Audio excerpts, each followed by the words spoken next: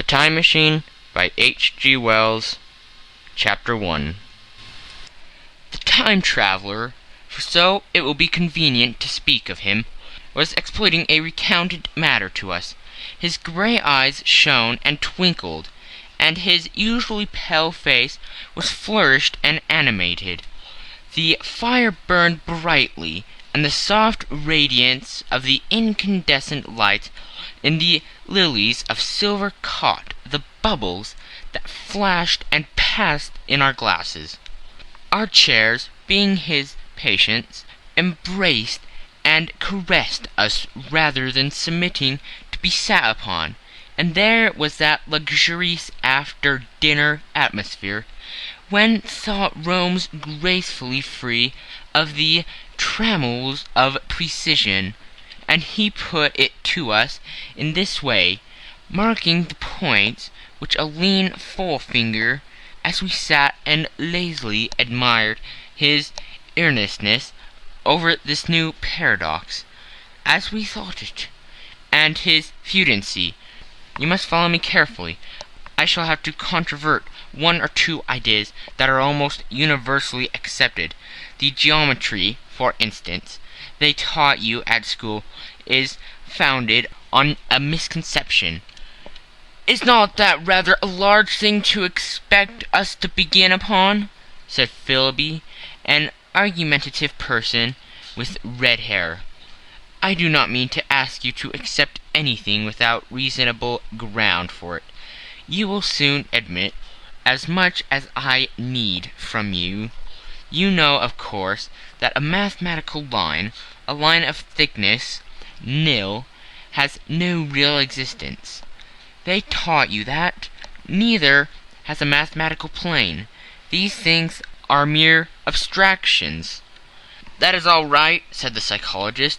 "Nor having only length, breadth, and thickness can a cube have a real existence." "There I object," said Philby. "Of course a solid body may exist, all real things. So most people think. But wait a moment. Can an instantaneous cube exist?" "Don't follow you," said Philby. "Can a cube that does not last for any time at all have a real existence?" Philby became pensive. "Clearly," the time traveler proceeded, "any real body must have extension in 4 directions. It must have length, breadth, thickness, and duration. But through a natural infirmity of the flesh, which I will explain to you in a moment, we conclude to overlook this fact. There are really 4 dimensions, 3 which we call the 3 planes of space, and a 4th, time. There is, however, a tendency to draw an unreal distinction between the former 3 dimensions and the latter, because it happens that our consciousness moves intermittently in one direction along the latter from the beginning to the end of our lives." "That," said a very young man, making spasmodic efforts to relight his cigar over the lamp, "that very clear indeed." "Now, it is very remarkable that this is so extensively overlooked," continued the time traveler, with a slight accession of cheerfulness. "Really, this is what is meant by the 4th dimension, though some people who talk about the 4th dimension do not know they mean it. It is only another way of looking at time. There is no difference between time and any of the 3 dimensions of space, except that our consciousness moves along it. But some foolish people have got hold of the wrong side of that idea. You have all heard what they have to say about this 4th dimension?"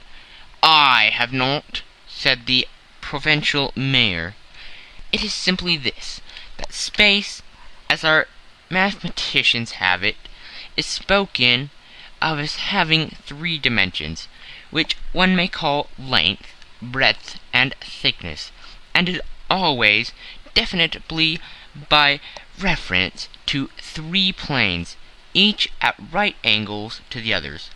But some philosophical people have been asking why 3 dimensions, particularly. Why not another direction at right angles to the other 3, and have even tried to construct a 4-dimensional geometry. Professor Simon Newcomb was expounding this to the New York Mathematical Society only a month or so ago. You know how on a flat surface, which has only 2 dimensions, we can represent a figure of a 3-dimensional solid, and similarly they think that by models of 3 dimensions they could represent one of 4, if they could master the perspective of the thing. See? I think so, murmured the prospective mayor, and knitting his brows, he lapsed into an introspective state, his lips moving as one who repeats mystic words. Yes, I think I see it now, he said after some time, brightening in a quite transitory manner. Well, I do not mind telling you I have been at work upon this geometry of 4 dimensions for some time. Some of my results are curious. For instance, here is a portrait of a man at 8 years old, another at 15, another at 17, another at 23, and so on. All these are evidently sections, as it were, 3-dimensional representations of his 4-dimensional being, which is a fixed and unalterable thing.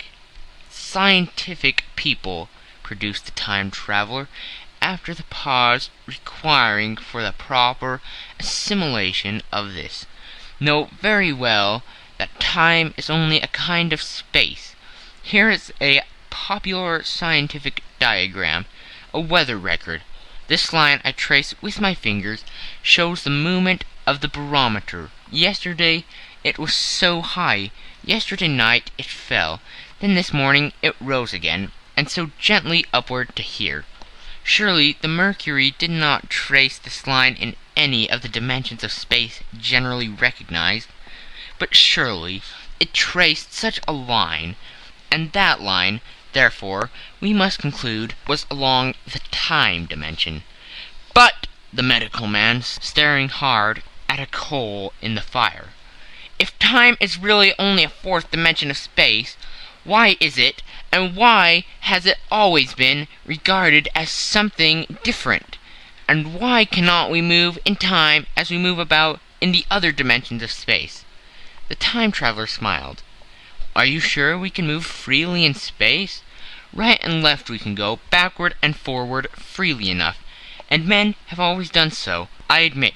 We move more freely in 2 dimensions, but how about up and down? Gravitation limits us there. Not exactly, the medical man. There are balloons, but before the balloons save for spasmodic jumping, and the inequalities of the surface, man had no freedom of vertical movement. Still, they could move a little up and down, said the medical man. Easier, far easier down than up. And you cannot move at all in time. You cannot get away from the present moment. My dear sir, that is just where you are wrong. That is just where the whole world has gone wrong. We are always getting away from the present moment. Our mental existence, which are immaterial and have no dimensions, are passing along the time dimension with a uniform velocity from the cradle to the grave, just as we should travel down if we begin our existence 50 miles above the earth's surface. But the great difficulty is this, interrupted the psychologist. You can move about in all directions of space, but you cannot move about in time. That is the germ of my great discovery. But you are wrong to say that we cannot move about in time. For instance, if I am recalling an incident very vividly, I go back to the instant of its occurrence. I become absent-minded, as you say. I jump back for a moment. Of course, we have no means of staying for any length of time, any more than a savage or an animal has of staying 6 feet above the ground. But a civilized man is better off than the savage in this respect. He can go up against gravitation in a balloon, and why should he not hope that ultimately he may be able to stop or accelerate his drift along the time dimension, or even turn about to travel the other way? "Oh, this," began Philby, "is all—" "Why not?" said the time traveler. "It's against reason," said Philby. "What reason?" said the time traveler. "You can show black is white by argument," said Philby, "but you will never convince me."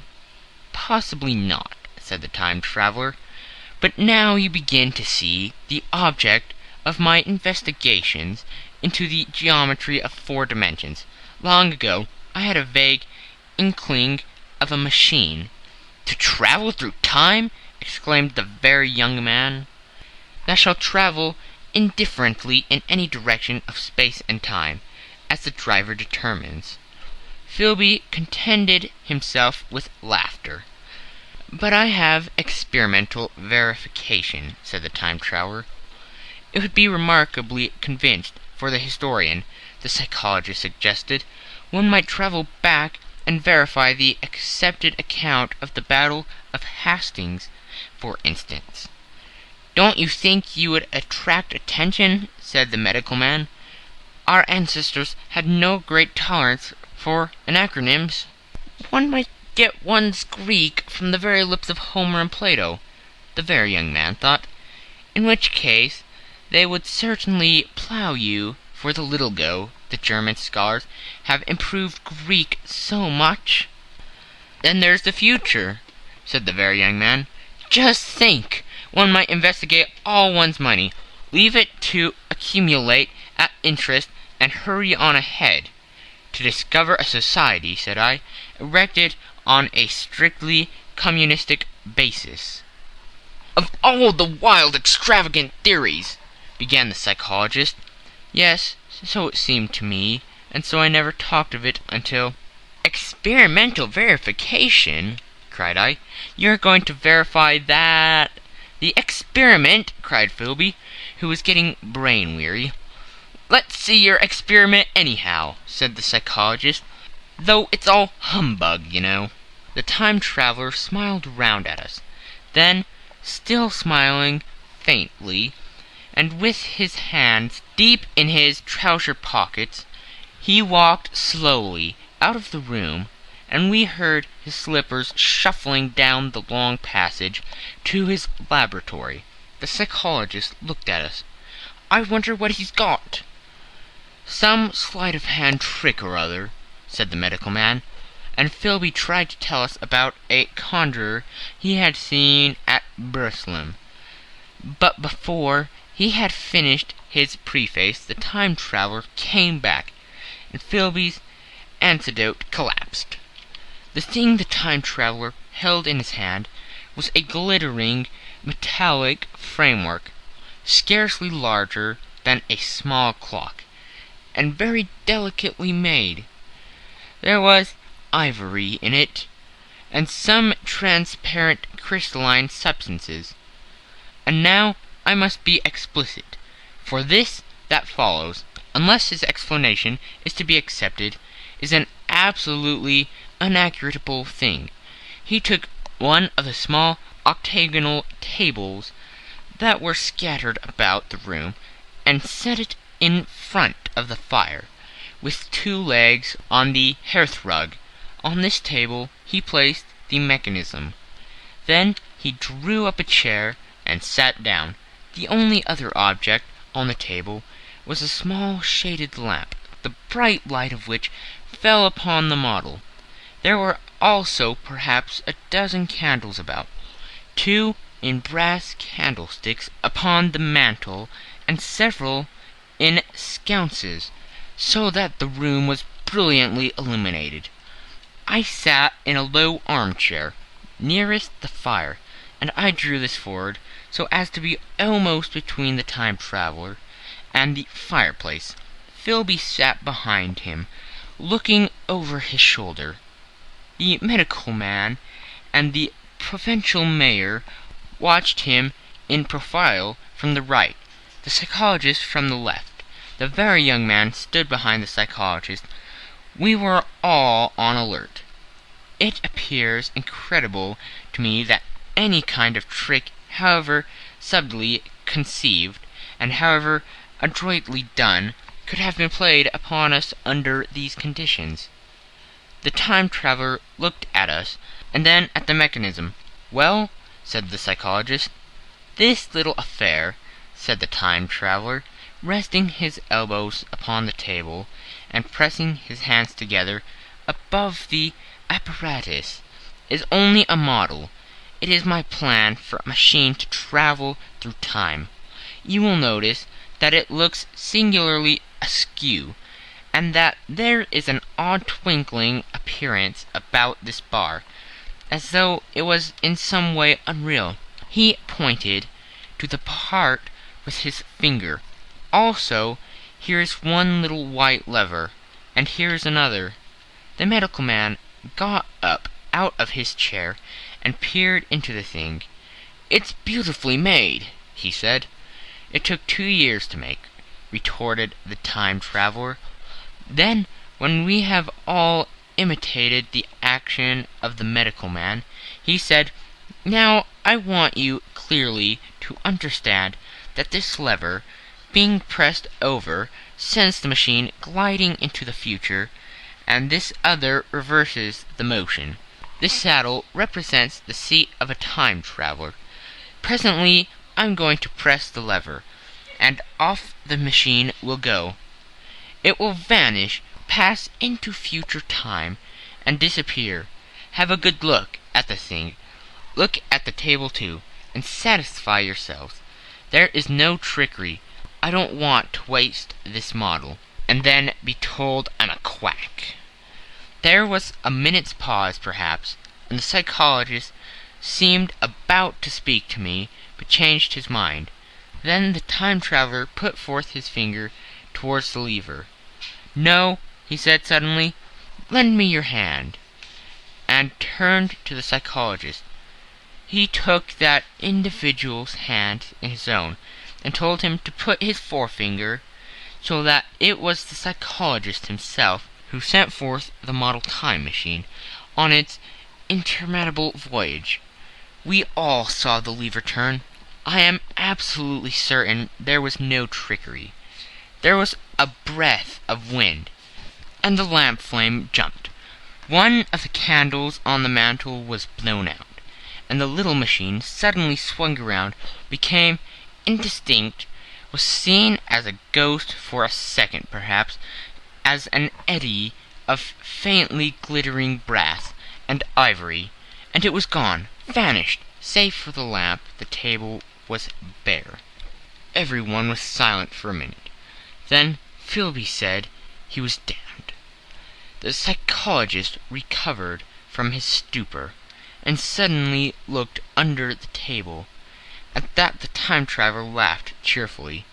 "Well," he said, without a remonstrance of the psychologist. Then, getting up, he went to the tobacco jar on the mantel, and with his back to us began to fill his pipe. We stared at each other. "Look here," said the medical man. "Are you in earnest about this? Do you seriously believe that the machine has traveled into time?" "Certainly," said the time traveler, stooping to light a spill at the fire. Then he turned, lighting his pipe, to look at the psychologist's face. The psychologist, to show that he was not unhinged, helped himself to a cigar, and tried to light it uncut. "What is more, I have a big machine nearly finished in there." He indicated the laboratory. "And when that is put together, I mean to have a journey of my own account." "You mean to say that the machine has traveled into the future?" said Philby. "Into the future or past, I don't for certainly know which." After an interval, the psychologist had an inspiration. "It must have gone into the past, if it has gone anywhere," he said. "Why?" said the time traveler. "Because I presume that it has not moved in space, and if it traveled into the future, it would still be here all this time, since it must have traveled through this time." "But," I said, "if it traveled into the past, it would have been visible when we came first into this room, and last Thursday when we were here, and the Thursday before that, and so forth." "Serious objections," remarked the provincial mayor, with an air of impartiality, turning towards the time traveler. "Not a bit," said the time traveler, and to the psychologist, "You think you can explain that? It's presentation below the threshold, you know. Delicated presentation." "Of course," said the psychologist, and reassured us. "That's a simple point of psychology. I should have thought of it. It's plain enough, and helps the paradox delightfully. We cannot see it, nor can we appreciate this machine, any more than we can the spoke of a wheel spinning, or a bullet flying through the air. If it is traveling through time 50 times or 100 times faster than we are, if it gets through a minute while we get through a second, the impression it creates will of course be only 1/15th or 1/100th of what it would make if it were not traveling in time. That's plain enough." He passed his hand through the space in which the machine had been. "You see," said he, laughing. We sat and started at the vacant table for a minute or so. Then the time traveler asked us what we thought of it all. "It sounds plausible enough tonight," said the medical man. "But wait until tomorrow. Wait for the common sense of the morning." "Would you like to see the time machine itself?" asked the time traveler. And therewith, taking the lamp in his hand, he led the way down the long draughty corridor to his laboratory. I remember vividly the flickering light, his queer broad head in silhouette, the dance of the shadows, how we all followed him, puzzled but incredulous, and how there in the laboratory we beheld a larger edition of the light mechanism which we had seen vanish from before our eyes. Parts were of nickel, parts of ivory, parts had certainly been filled or sawn out of rock crystal. The thing was generally complete, but the twisted crystalline bars lay unfinished upon the bench beside some sheets of drawings, and I took one up for a better look at it. Quartz it seemed to be. "Look here," said the medical man. "Are you perfectly serious, or is this a trick, like the ghost you showed us last Christmas?" "Upon the machine," said the time traveler, holding the lamp aloft, "I intend to explore time. Is that plain? I was never more serious in my life. None of us quite knew how to take it." I caught Philby's eye over the shoulder of the medical man, and he winked at me solemnly. End of Chapter 1 of The Time Machine by H.G. Wells. The Time Machine by H.G. Wells. Chapter 2. I think that at that time none of us quite believed in the time machine. The fact is, the time traveler was one of those men who are too clever to be believed. You never felt that you saw all round him. You always suspected some subtle reserve, some ingenuity in ambush behind his lucid frankness. Had Philby shown the model and explained the matter in the time traveler's words, we should have shown him far less skepticism, for we should have perceived his motives. A pork butcher could understand Philby, but the time traveler had more than a touch of whim among his elements, and we distrusted him. Things that would have made the frame of a less clever man seem tricks in his hands. It is a mistake to do things too easily. The serious people who took him seriously never felt quite sure of his department. They were somehow aware that trusting their reputations for judgment with him was like furnishing a nursery with eggshell china. So I don't think any of us said very much about time traveling in the interval between that Thursday and the next, though its odd potentialities ran, no doubt, in most of our minds.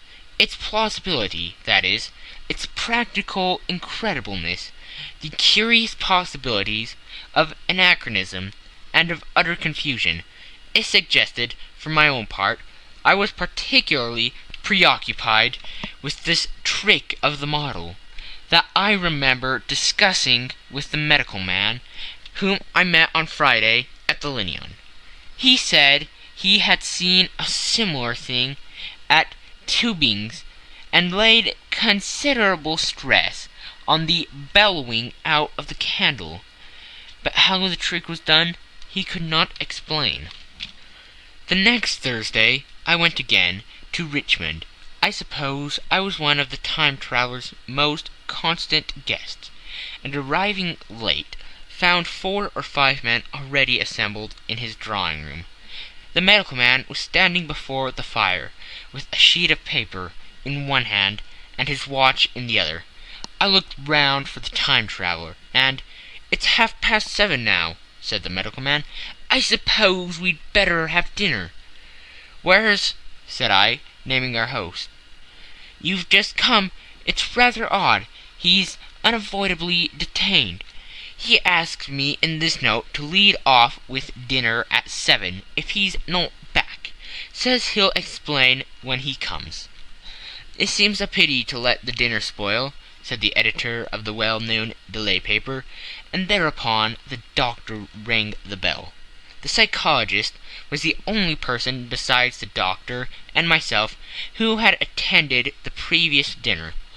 The other men were blank. The editor, aforementioned, a certain journalist, and another, a quite shy man with a beard, whom I didn't know, and who, as far as my observation went, never opened his mouth all the evening. There was some speculation at the dinner table about the time traveler's absence, and I suggested time traveling in a half-jocular spirit. The editor wanted that explained to him. The psychologist volunteered a wooden account of the ingenious paradox we had witnessed that day week. He was in the midst of his exposition when the door from the corridor opened slowly and without noise. I was facing the door and saw it first. "Hello!" I said. "At last!" And the door opened wider, and the time traveler stood before us. I gave a cry of surprise. "Good heavens! Man, what's the matter?" cried the medical man, who saw him next, and the whole tableful turned towards the door.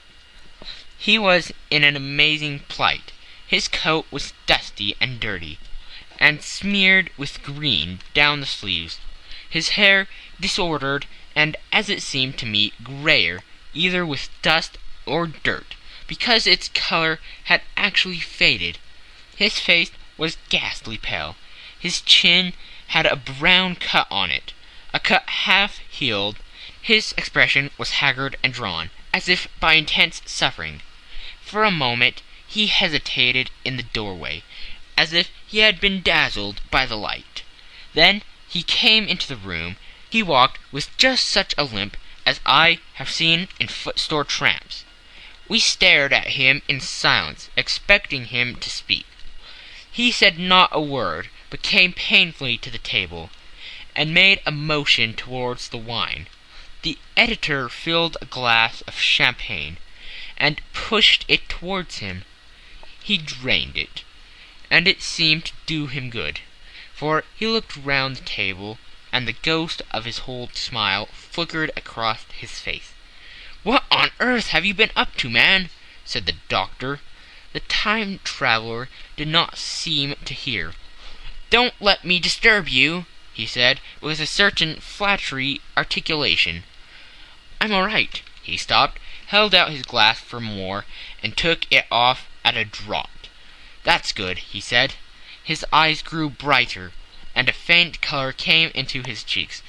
His glance flickered over our faces with a certain dull approval, and then went round the warm and comfortable room.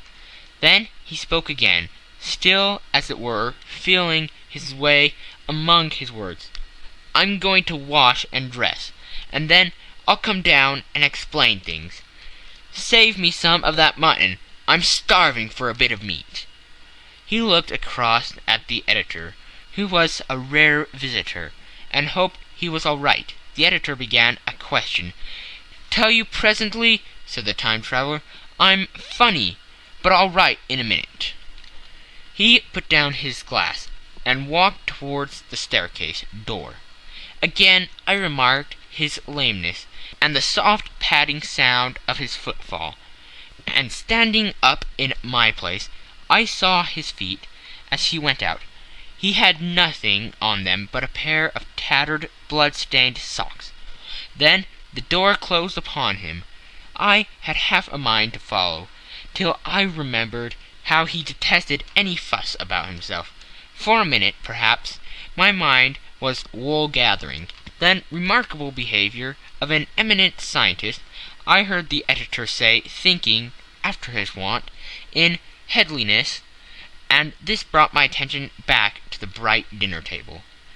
"What's the game?" said the journalist. "Has he been doing the amateur codgar?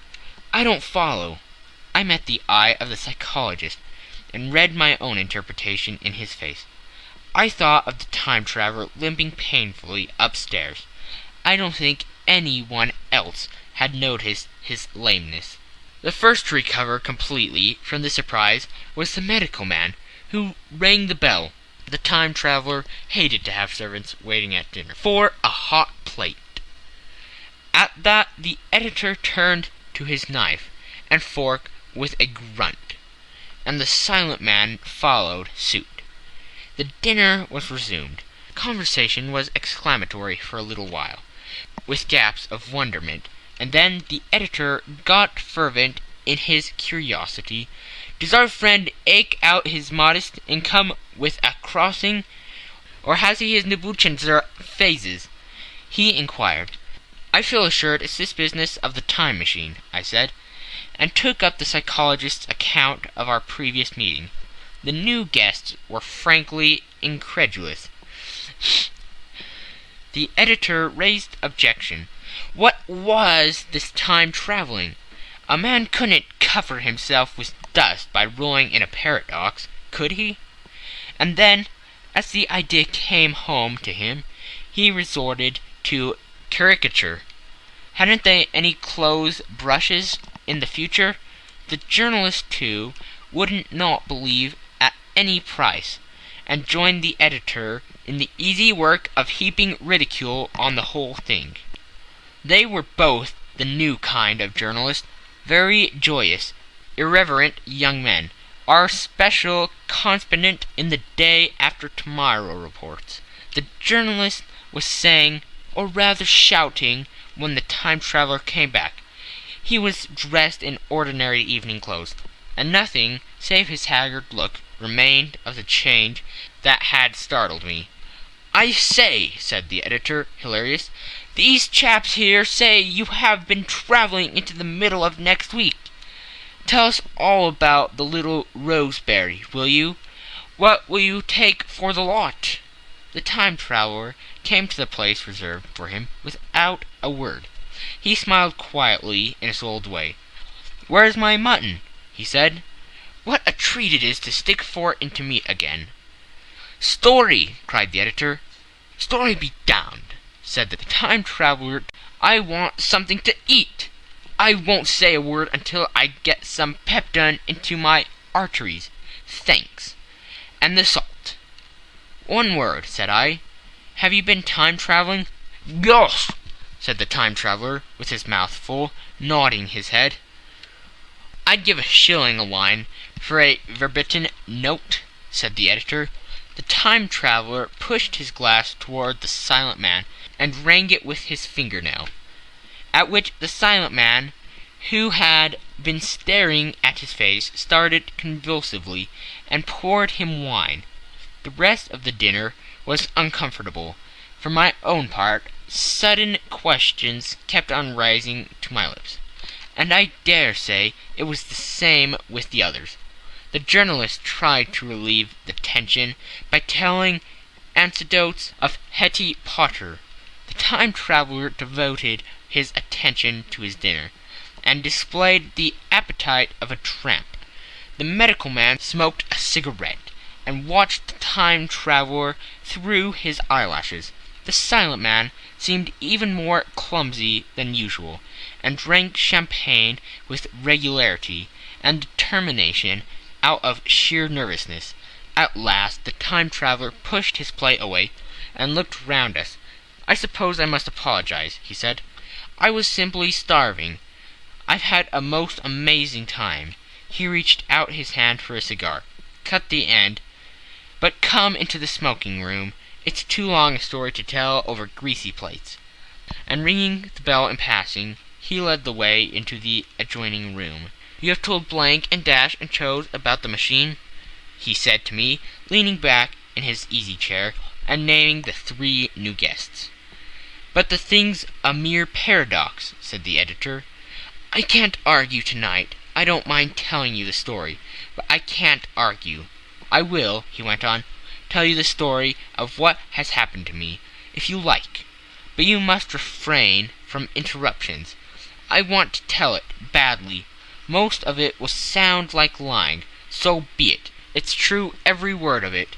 All the same, I was in my laboratory at 4 o'clock, and since then I've lived 8 days, such days as no human being ever lived before. I'm nearly worn out, but I shan't sleep till I told this thing over to you. Then I shall go to bed. But no interruption. Is it agreed?" "Agreed," said the editor, and the rest of us echoed, "Agreed." And with that the time traveler began his story, as I have set it forth. He sat back in his chair at first and spoke like a weary man. Afterwards he got more animated in writing it down. I feel, with only too much keenness, the inadequacy of pen and ink, and, above all, my own inadequacy to express its quality. You read, I will suppose, attentively enough, but you cannot see the speaker's white, sincere face in the bright circle of the little lamp, nor hear the intonation of his voice. You cannot know how his expression followed the turns of his story. Most of us hearers were in shadow, for the candles in the smoking room had not been lighted, and only the face of the journalist and the legs of the silent man, from the knees downward, were illuminated. At first we glanced now and again at each other. After a time we ceased to do that, and looked only at the time traveler's face. End of Chapter 2 of The Time Machine by H.G. Wells. The Time Machine by H.G. Wells, Chapter 3. I told some of you last Thursday of the principles of the time machine, and showed you the actual thing itself, incomplete, in the workshop. There it is now, a little travel-worn truly, and one of the ivory bars is cracked, and a brass rail bent. But the rest of it's sound enough. I expected to finish it on Friday, but on Friday, when the putting together was nearly done, I found that one of the nickel bars was exactly 1 inch too short, and this I had to get remade, so that the thing was not complete until this morning. It was at 10 o'clock today that the first of all the time machines began its career. I gave it a last tap, tried all the screws again, put one more drop of oil on the quartz rod, and sat myself in the saddle. I suppose a suicide who holds a pistol to his skull feels much the same wonder at what will come next as I felt then. I took the starting lever in one hand and the stopping one in the other, pressed the first and almost immediately the second. I seemed to reel. I felt a nightmare sensation of falling, and looking round, I saw the laboratory exactly as before. Had anything happened? For a moment I suspected that my intellect had tricked me. Then I noticed the clock. A moment before, as it seemed, it had stood at a minute or so past 10. Now it was nearly 3:30. I drew a breath, set my teeth, gripped the starting lever with both hands, and went off with a thud. The laboratory got hazy and went dark. Mrs. Wetchket came in and walked, apparently without seeing me, towards the garden door. I suppose it took her a minute or so to traverse the place, but to me she seemed to shoot across the room like a rocket. I pressed the lever over to its extreme position. The night came like the turning out of a lamp, and in another moment came tomorrow. The laboratory grew faint and hazy, the fainter and ever fainter. Tomorrow night came black. Then day after, night again, day again, faster and faster still. An eddying murmur filled my ears, and a strange, dumb confusedness descended on my mind. I'm afraid I cannot convey the peculiar sensation of time traveling. They are excessively unpleasant. There is a feeling exactly like that one has upon a switchback of a helpless headlong motion. I felt the same horrible anticipation, too, of an imminent smash. As I put on pace, night followed day, like the flapping of a black wing. The dim suggestion of the laboratory seemed presently to fall away from me, and I saw the sun hoping swiftly across the sky, leaping it every minute, and every minute marking a day. I suppose that the laboratory had been destroyed, and I had come into the open air. I had a dim impression of scaffolding, but I was already going too fast to be conscious of any moving things. The slowest snail that ever crawled dashing by too fast for me. The twinkling succession of darkness and light was excessively painful to the eye. Then, in the intermittent darkness, I saw the moon spinning swiftly through her quarters from new to full, and had a faint glimpse of the circling stars. Presently, as I went on, still gaining velocity, the palpitation of night and day merged into one continuous grayness. The sky took on a wonderful deepness of blue, a splendid luminous color like that of early twilight.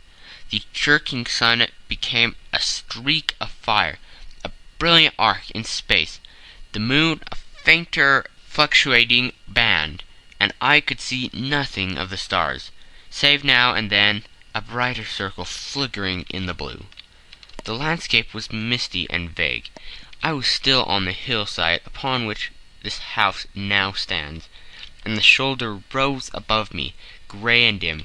I saw trees growing, and changing like puffs of vapor, now brown, now green. They grew, spreading, shivered, and passed away. I saw huge buildings rise up, faint and fair, and pass like dreams. The whole surface of the earth seemed changed, melting and flowing under my eyes. The little hands upon the dials that registered my speed raced round, faster and faster. Presently I noted that the sun belt swayed up and down, from solstice to solstice, in a minute or less, and that consequently my pace was over a year, a minute, and minute by minute the white snow flashed across the world, and vanished, and was followed by the bright brief green of spring. The unpleasant sensation of the start were less poignant now. They merged at last into a kind of hysterical exhilaration. I remarked indeed a clumsy swaying of the machine, for which I was unable to account, but my mind was too confused to attract to it. So, with a kind of madness growing upon me, I flung myself into futurity. At first, I scarce thought of stopping, scarce thought of anything but these new sensations. But presently a fresh series of impressions grew up in my mind, a certain curiosity, and therewith a certain dread, until at last they took complete possession of me. What strange developments of humanity, what wonderful advances upon our rudimentary civilization, I thought, might not appear when I came to look nearly into the dim, elusive world that raced and fluctuated before my eyes.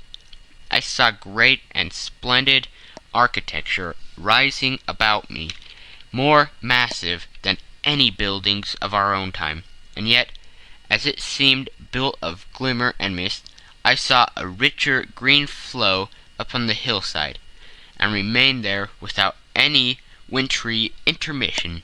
Even through the veil of my confusion, the earth seemed very fair, and so my mind came round to the business of stopping.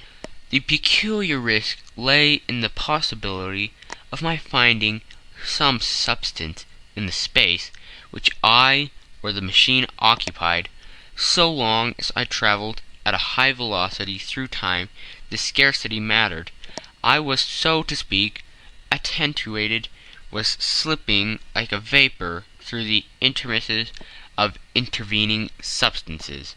But to come to a stop involved the jamming of myself, molecule by molecule, into whatever lay in the way, meant bringing my atoms into such intimate contact with those of the obstacles that a profound chemical reaction, possibly a far-reaching explosion, would result, and blow myself and my apparatus out of all possible dimensions into the unknown.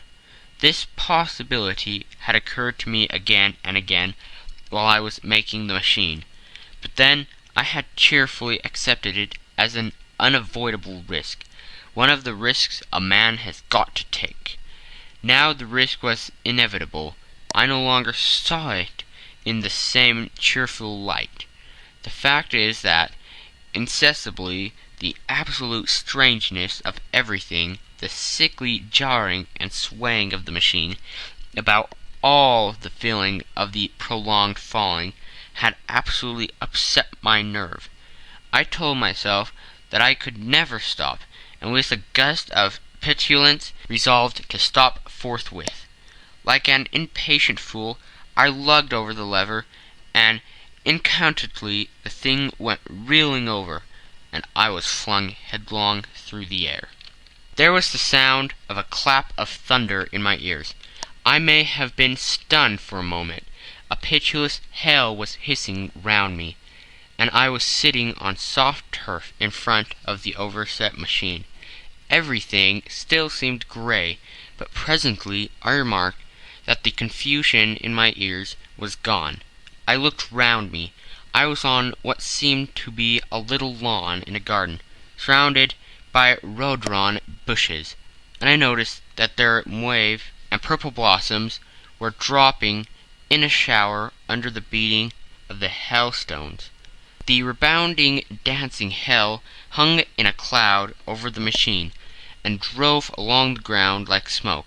In a moment I went to the skin. "Fine hospitality," said I, "to a man who was travelling innumerable years to see you." Presently I thought I was a fool. I was to get wet. I stood up and looked round me. A colossal figure, carved apparently in some white stone, loomed indistinctly beyond the rhododendrons through the hazy downpour, but all else of the world was invisible. My sensation would be hard to describe. As the column of hail grew thinner, I saw the white figure more distinctly. It was very large, for a silver birch tree touched its shoulder. It was of white marble, in shape something like a winged sphinx, but the wings, instead of being carried vertically at the sides, were spread so that it seemed to hover. The pedestal, it appeared to me, was of bronze, and was thick with verdigris. It chanced that the face was towards me. The sightless eyes seemed to watch me. There was the faint shadow of a smile on the lips. It was greatly weather-worn, and that imparted an unpleasant suggestion of disease. I stood looking at it for a little space, half a minute, perhaps, or half an hour. It seemed to advance and to recede as the hell drove before it, denser or thinner. At last I tore my eyes from it for a moment, and saw the hell curtain had worn threadbare, and that the sky was lightening with the promise of the sun. I looked up again at the crouching white shape, and the full temerity of my voyage came suddenly upon me. What might appear when the hazy curtain was altogether withdrawn? What might not have happened to men? What if cruelty had grown into a common passion? What if in this interval the race had lost its manliness and had developed into something inhuman, unsympathetic, and overwhelmingly powerful? I might seem some old-world savage animal, only the more dreadful and disgusting for our common likeness, a foul creature to be incontinently slain. I already saw other vast shapes, huge buildings with intricate parapets and tall columns, with a wooden hillside dimly creeping it upon me through the lessening storm. I was seized with a panic fear. I turned frantically to the time machine, and strove hard to readjust it. As I did so, the shafts of the sun smote through the thunderstorm. The grey downpour was swept aside and vanished like the trailing garments of a ghost. Above me, in the intense blue of the summer sky, some faint brown shreds of cloud whirled into nothingness. The great buildings about me stood out clear and distinct, shining with the wet of the thunderstorm, and picked out in white by the amuleting hailstones piled along their courses. I felt naked in a strange world. I felt as perhaps a bird may feel in the clear air, knowing the hawk wings above and will swoop. My fear grew to frenzy. I took a breathing space, set my teeth, and again grabbed fiercely, wrist and knee, with the machine. It gave under my desperate onset and turned over. It struck my chin violently. One hand on the saddle, the other on the lever. I stood panting heavily in the attitude to mount again. But with this recovery of prompt retreat, my courage recovered. I looked more curiously and less fearfully at this world of the remote future. In a circular opening high up in the wall of the near house, I saw a group of figures clad in rich, soft robes. They had seen me, and their faces were directed towards me. Then I heard voices approaching me, coming through the bushes by the white sphinx, where the heads and shoulders of men running. One of these emerged in a pathway leading straight to the little lawn upon which I stood with my machine. He was a slight creature, perhaps 4 feet high, clad in a purple tunic. Girdled at the waist was a leather belt. Sandals or buskins, I could not clearly distinguish, which were on his feet. His legs were bare to the knees, and his head was bare. Noticing that, I noticed for the first time how warm the air was. He struck me as being a very beautiful and graceful creature, but indescribably frail. His flushed face reminded me of the more beautiful kind of consumptive, that hectic beauty of which we used to hear so much. At the sight of him, I suddenly regained confidence. I took my hands from the machine. End of Chapter 3 of The Time Machine by H.G. Wells. The Time Machine by H.G. Wells, Chapter 4. In another moment we were standing face to face, I and this fragile thing out of futurity. He came straight up to me and laughed into my eyes. The absence from his bearing of any sign of fear struck me at once. Then he turned to the two others who were following him, and spoke to them in a strange and very sweet liquid tongue. There were others coming, and presently a little group of perhaps 8 or 10 of these exquisite creatures were about me. One of them addressed me. It came into my head, oddly enough, that my voice was too harsh and deep for them. So I shook my head, and pointing to my ears, shook it again. He came a step forward, hesitated, and then touched my hand. Then I felt the other soft little tentacles upon my back and shoulders. They wanted to make sure I was real. There was nothing in this at all alarming. Indeed, there was something in these pretty little people that inspired confidence, a graceful gentleness, a certain childlike ease. And besides, they looked so frail that I could fancy myself flinging the whole dozen of them about like ninepins. But I made a sudden motion to warn them when I saw their little pink hands filling at the time machine. Happily, then, when it was not too late, I thought of a danger I had hitherto forgotten, and reaching over the bars of the time machine, I unscrewed the little levers that would set it in motion, and put these in my pocket. Then I turned again to see what I could do in the way of communication. The people looking more nearly into their features, I saw some further peculiarities in their Dresden china type of prettiness. Their hair, which was uniformly curly, came to a sharp end at the neck and cheek. There was not the faintest suggestion of it on the face, and their ears were singularly minute. The mouths were small, with bright red, rather thin lips, and the little chins ran to a point. The eyes were large and mild, and this may seem egotism on my part. I fancied even that there was a certain lack of the interest I might have expected in them, as they made no effort to communicate with me, but simply stood round me smiling and speaking in soft cooing notes to each other. I began the conversation.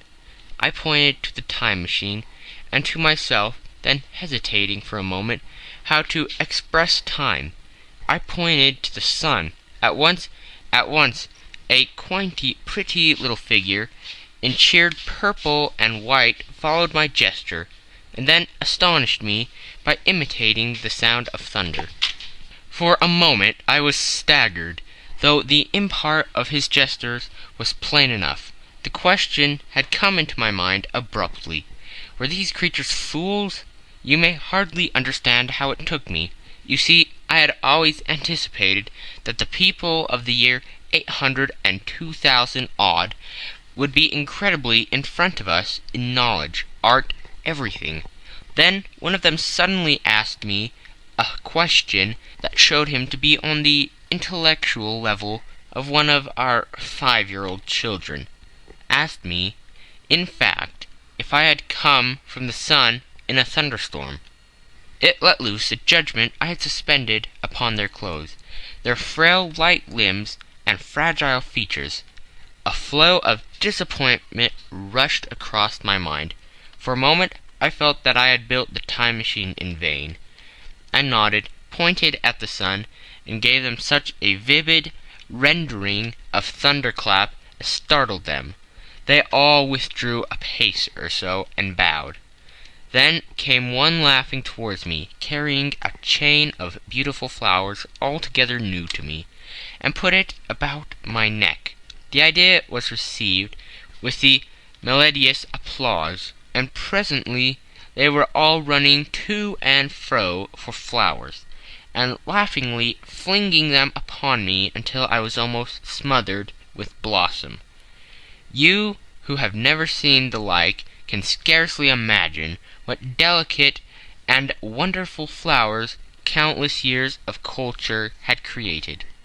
Then someone suggested that their playing should be exhibited in the nearest building, and so I was led past the Sphinx of white marble, which had seemed to watch me all the while, with a smile at my astonishment, towards a vast grey edifice of the fretted stone. As I went with them, the memory of my confident anticipations of a profound, grave, and intellectual posterity came, with merriment, to my mind. The buildings had a huge entry, and was altogether of the colossal dimensions. I was naturally most occupied with the growing crowd of little people, and with the big open ports that yawned before me, shadowy and mysterious. My general impression of the world I saw over their heads was a tangled waste of beautiful bushes and flowers. A long neglected and yet weedless garden. I saw a number of tall spikes of strange white flowers measuring a foot perhaps across the spread of the waxen petals. They grew scattered as if wild among the variegated shrubs, but, as I say, I did not examine them closely at this time. The time machine was left deserted on the turf among the rhododendrons. The arch of the doorway was richly carved, but naturally I did not observe the carving very narrowly, though I fancied I saw suggestions of old Phoenician decorations as I passed through, and it struck me that they were very badly broken and weather-worn. Several more brightly clad people met me in the doorway, and so we entered. I dressed in the dingy 19th century garments, looking grotesque enough, garlanded with flowers and surrounded by an eddying mass of bright, soft-colored robes and shining white limbs, in a melodious whirl of laughter and laughing speech. The big doorway opened into a proportionally great hall hung with brown. The roof was in shadow, and the windows, partially glazed with colored glass and partially unglazed, admitted a tempered light. The floor was made up of huge blocks of some very hard white metal, not plates nor slabs, blocks, and it was so much worn as I channeled along the more frequent ways. Transversely to the length were innumerable tables, more of slabs of polished stone, raised perhaps a foot from the floor, and upon these were heaps of fruits. Some I recognized as a kind of hypertropical raspberry and orange, but for the most part they were strange. Between the tables were scattered a great number of cushions. Upon these my conductors seated themselves, signing for me to do likewise. With a pretty absence of ceremony they began to eat the fruit with their hands, flinging peel and stalks, and so forth, into the round openings in the sides of the tables. I was no loath to follow their example, for I felt thirsty and hungry. As I did so, I surveyed the hall at my leisure, and perhaps the thing that struck me most was its dilapidated look. The stained glass windows, which displayed only a geometrical pattern, were broken in many places, and the curtains that hung across the lower end were thick with dust, and it caught my eyes that the corner of the marble table near me was fractured. Nevertheless, the general effect was extremely rich and picturesque. There were perhaps a couple of hundred people dining in the hall, and most of them, seated as near to me as they could come, were watching me with interest, their little eyes shining over the fruit they were eating. All were clad in the same soft and yet strong, silky material. Fruit, by and by, was all their diet. These people of the remote future were strict vegetarians, and while I was with them, in spite of some carnal cravings, I had to be frugivorous also. Indeed, I found afterwards that horses, cattle, sheep, dogs had followed the ichthyosaurs into extinction. But the fruit were very delightful. One in particular that seemed to be in season all the time I was there, a floury thing in a three-sided husk, was especially good, and I made it my staple. At first I was puzzled by all these strange fruits and by the strange flowers I saw, but later I began to perceive their import. However, I am telling you of my fruit dinner in the distant future now. So soon as my appetite was little checked, I demonstrated to make a resolute attempt to learn the speech of these new men of mine. Clearly, that was the next thing to do. The fruits seemed a convenient thing to begin upon, and holding one of these up, I began a series of interrogative sounds and gestures. I had some considerable difficulty in conveying my meaning. At first, my efforts met with a stare of surprise or inexhaustible laughter. But presently a fair-haired little creature seemed to grasp my intention and repeated a name. They had to chatter and explain the business at great length to each other. My first attempt to make these exquisite little sounds of their language caused an immense amount of amusement. However, I felt like a schoolmaster amidst children, and presently I had a score of noun substantives at last at my command. And then I got to demonstrative pronouns, and even the verb to eat. But it was slow work, and the little people soon tired and wanted to get away from my interrogations. So I determined rather, of necessity, to let them give their lessons in little doses, when they felt inclined, and very little doses I found they were before long, for I never met people more indolent or more easily fatigued. A queer thing I soon discovered about my little hosts, and that was their lack of interest. They would come to me with eager cries of astonishment, like children, but like children they would soon stop examining me, and wander away after some other toy. The dinner and my conversational beginnings ended, I noted for the first time that almost all those who had surrounded me at first were gone. It is odd, too, how speedily I came to disregard these little people. I went out through the portal into the sunlit world again.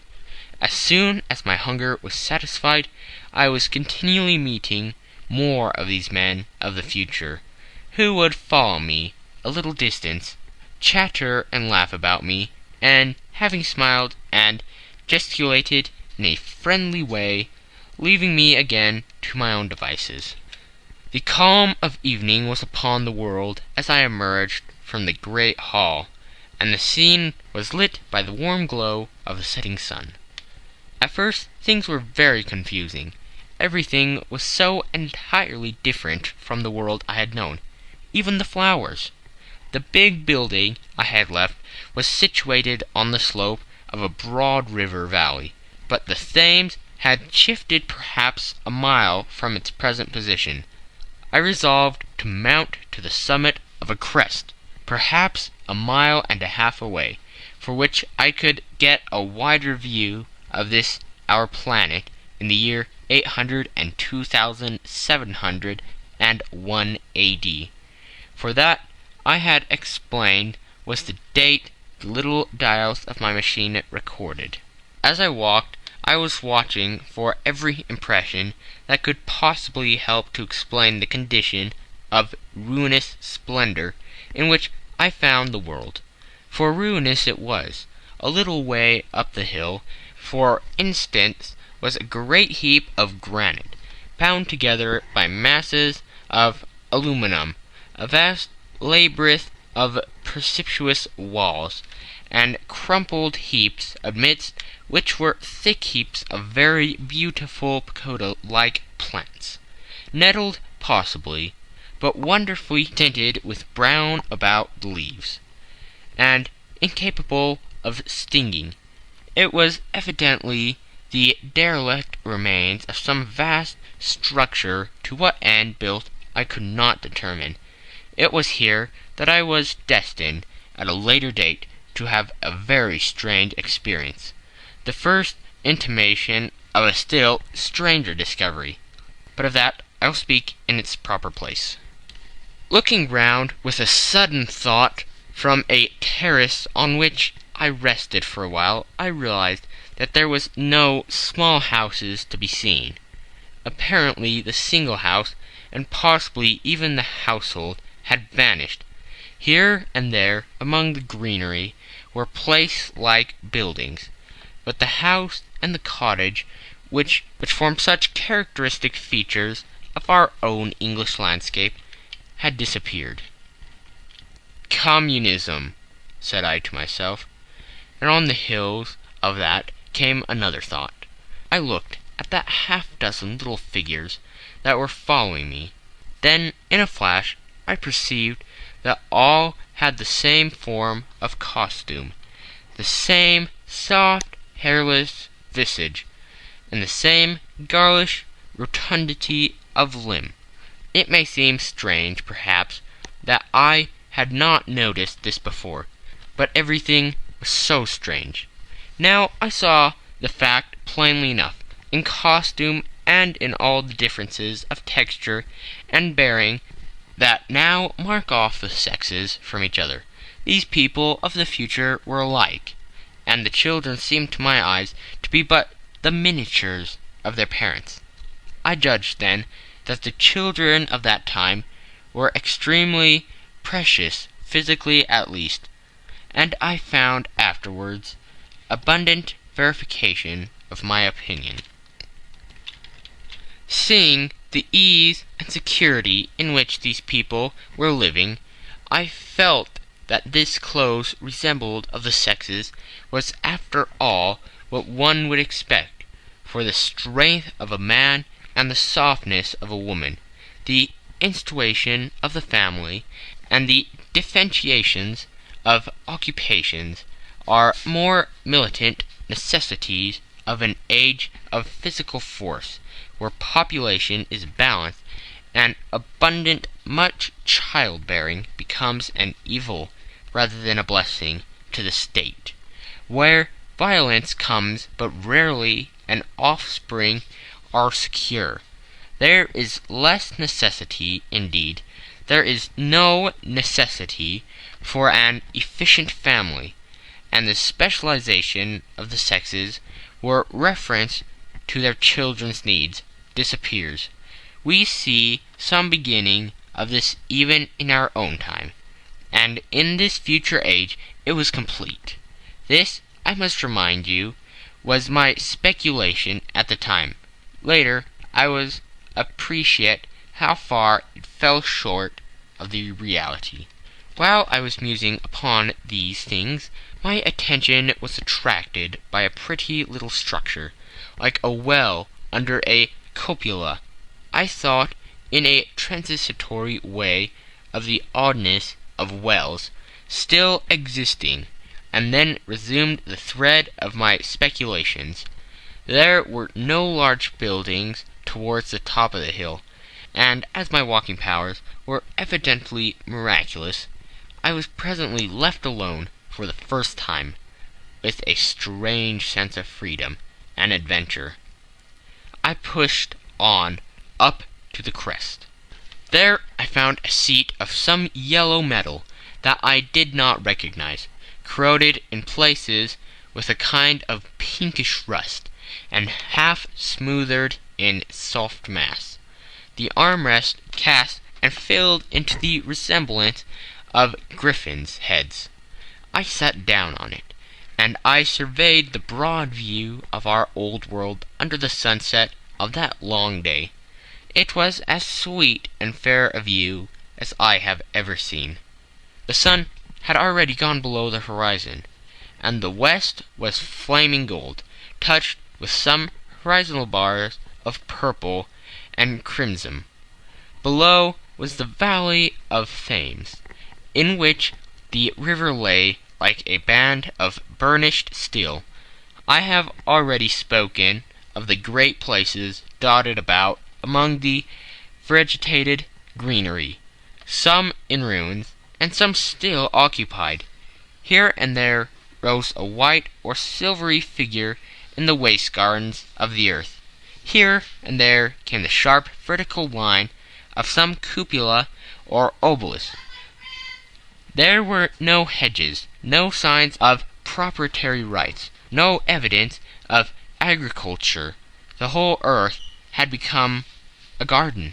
So watching, I began to put my interpretation upon the things I had seen, and as it shaped itself to me that evening, my interpretation was something in this way. Afterwards I found I'd got only a half-truth, or only a glimpse of one facet of the truth. It seemed to me that I had happened upon humanity upon the wane. The ruddy sunset set me thinking of the sunset of mankind. For the first time I began to realize an odd consequence of the social effort in which we are at present engaged. And yet, come to think, it is a logical consequence enough. Strength is the outcome of need. Security sets a premium on feebleness. The work of amelioration, the conditions of life, the true civilizing process that makes life more and more secure, had gone steadily on to a climax. One triumph of a united humanity over nature had followed another.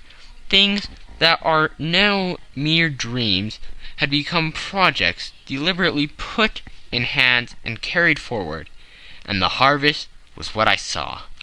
After all, the sanitation and the agriculture of today are still in the rudimentary stage.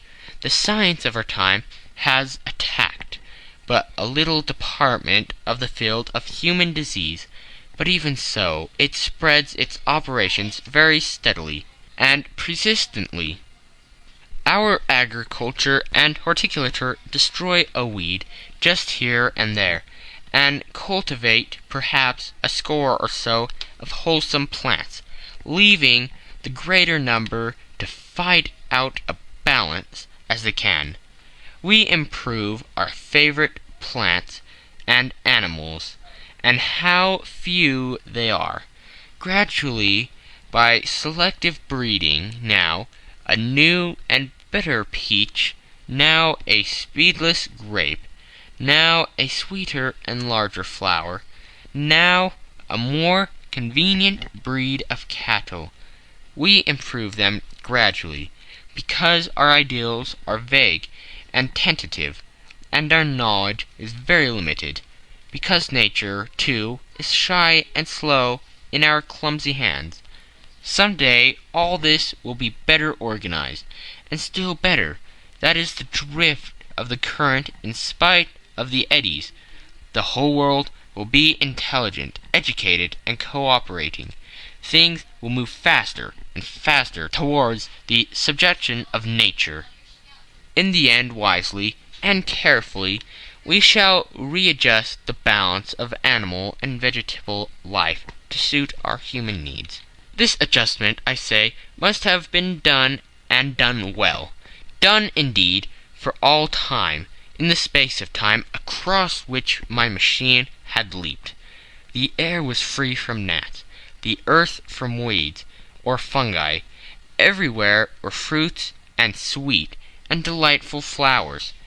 Brilliant butterflies flew hither and thither. The idea of preventive medicine was attained. Diseases had been stamped out. I saw no evidence of any contagious diseases during all my stay. And I shall have to tell you later that even the process of purification and decay had been profoundly affected by these changes. Social triumphs, too, had been effected. I saw mankind housed in splendid shelters, gloriously clothed, and as yet I had found them engaged in no toil. There were no signs of struggle, neither social nor economical struggle. The shop, the advertisement, traffic, all the commerce which constitutes the body of our world was gone. It was natural, on that golden evening, that I should jump at the idea of a social paradise. The difficulty of increasing population had been met, I guessed, and population had ceased to increase. But with this change in condition comes inevitably adaptation to the change. What, unless biological science is a mass of errors, is the cause of human intelligence and vigor, hardship and freedom, conditions under which the active, strong, and subtle survive, and the weaker go to the wall, conditions that put a premium upon the loyal alliance of capable men, upon self-resistant patience and decision, and the institution of the family, and the emotions that arise therein, the fierce jealousy, the tenderness for offspring, parental self-devotion, all found their justification and support in the imminent dangers of the young. Now, where are these imminent dangers? There is a sentiment arising, and it will grow again, connubial, jealousy against fierce maternity, against passion of all sorts, unnecessary things now, and things that make us uncomfortable, savage, survivors, descenders in a refined and pleasant life. I thought of the cycle slightness of the people, their lack of intelligence, and those big, abundant ruins, and it strengthened my belief in a perfect conquest of nature, for after the battle comes quiet.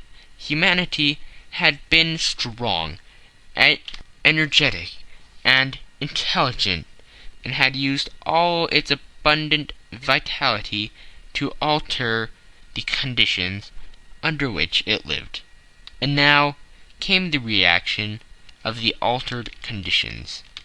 Under the new conditions of perfect comfort and security, that restless energy that with us is strength would become weakness. Even in our own time, certain tendencies and desires once necessary to survival are a constant source of failure.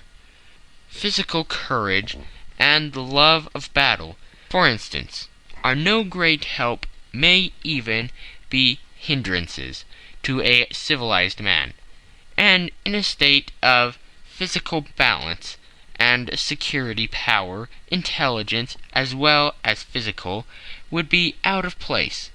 For countless years I judged there had been no danger of war or solitary violence, no danger from wild beasts, nor wasting disease to require strength of constitution, no need of toil.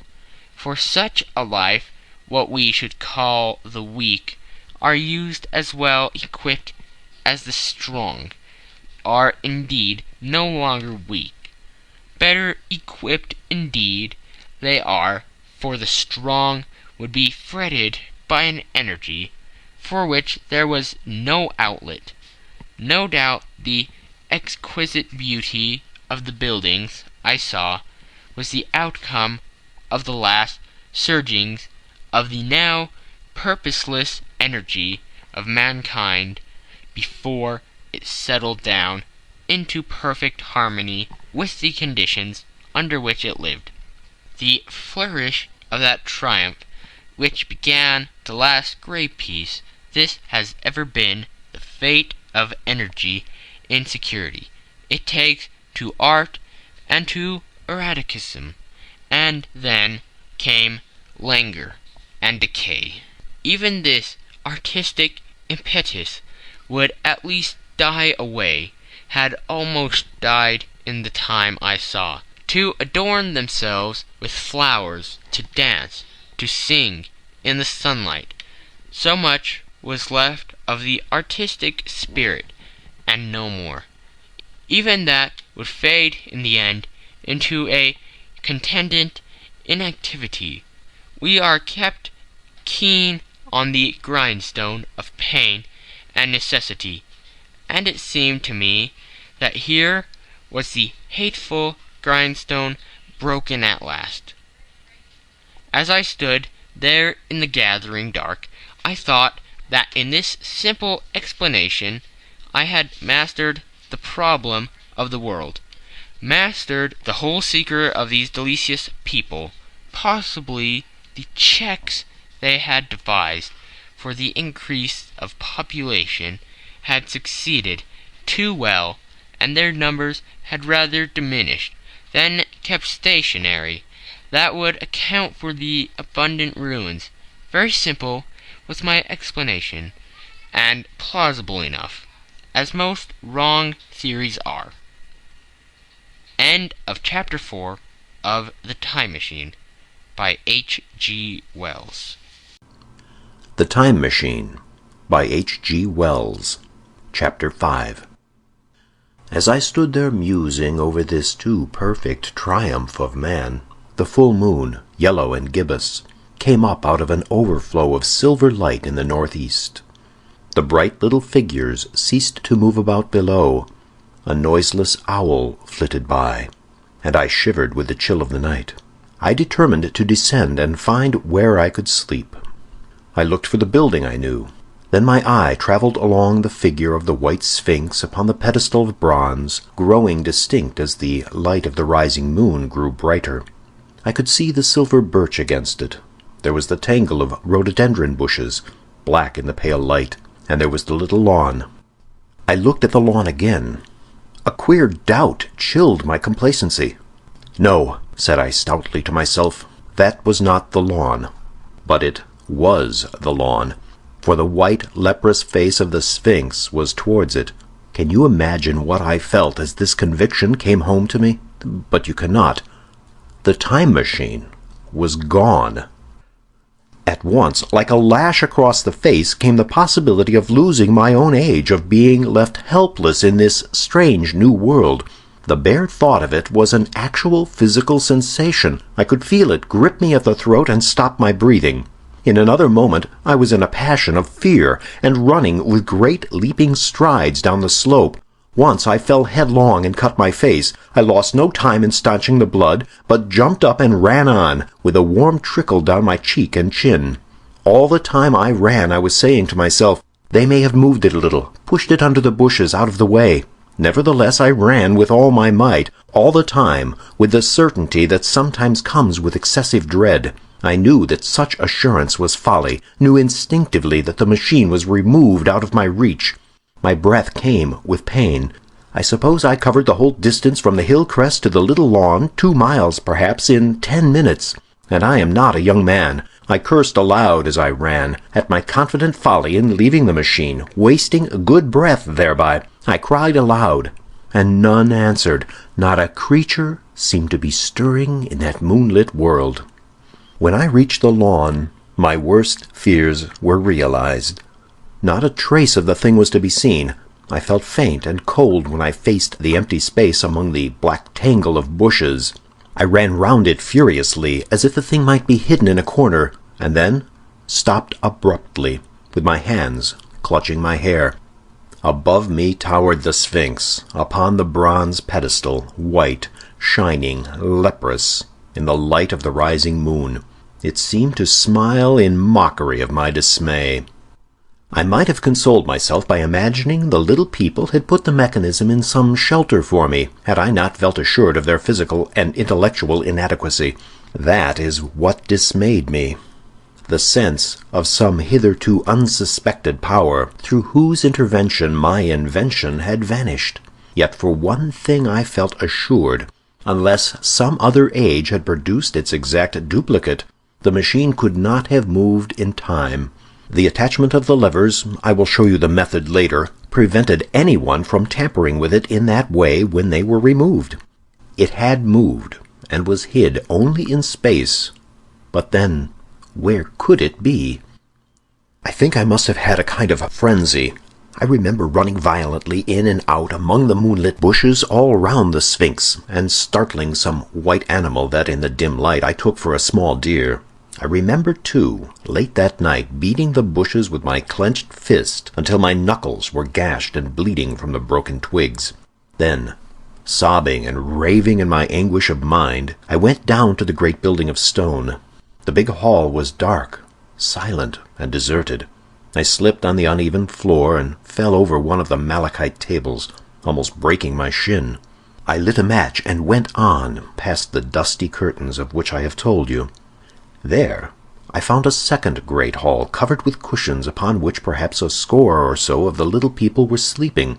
I have no doubt they found my second appearance strange enough, coming quite suddenly out of the quiet darkness with inarticulate noises and the sputter and flare of a match. For they had forgotten about matches. "Where is my time machine?" I began, bawling like an angry child, laying hands upon them and shaking them up together. It must have been very queer to them. Some laughed. Most of them looked sorely frightened.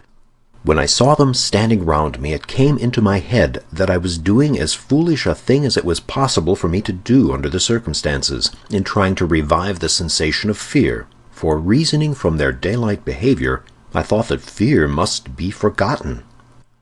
Abruptly I dashed down the match, and knocking one of the people over in my course, went blundering across the big dining hall again, out under the moonlight.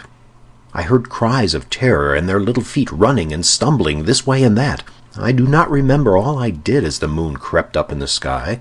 I suppose it was the unexpected nature of my loss that maddened me. I felt hopelessly cut off from my own kind, a strange animal in an unknown world. I must have raved to and fro, screaming and crying upon God and fate. I have a memory of horrible fatigue as the long night of despair wore away, of looking in this impossible place and that, of groping among moonlit ruins and touching strange creatures in the black shadows. At last, of lying on the ground near the Sphinx and weeping with absolute wretchedness. I had nothing left but misery.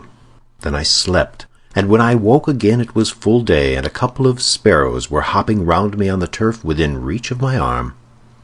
I sat up in the freshness of the morning, trying to remember how I had got there, and why I had such a profound sense of desertion and despair. Then things came clear in my mind. With the plain, reasonable daylight, I could look my circumstances fairly in the face. I saw the wild folly of my frenzy overnight, and I could reason with myself. "Suppose the worst," I said. "Suppose the machine altogether lost, perhaps destroyed.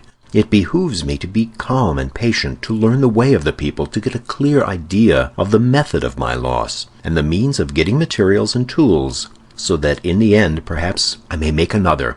That would be my only hope, perhaps, but better than despair." And after all, it was a beautiful and curious world. But probably the machine had only been taken away. Still, I must be calm and patient, find its hiding place, and recover it by force or cunning. And with that I scrambled to my feet and looked about me, wondering where I could bathe. I felt weary, stiff, and travel-soiled. The freshness of the morning made me desire an equal freshness. I had exhausted my emotion. Indeed, as I went about my business, I found myself wondering at my intense excitement overnight. I made a careful examination of the ground about the little lawn.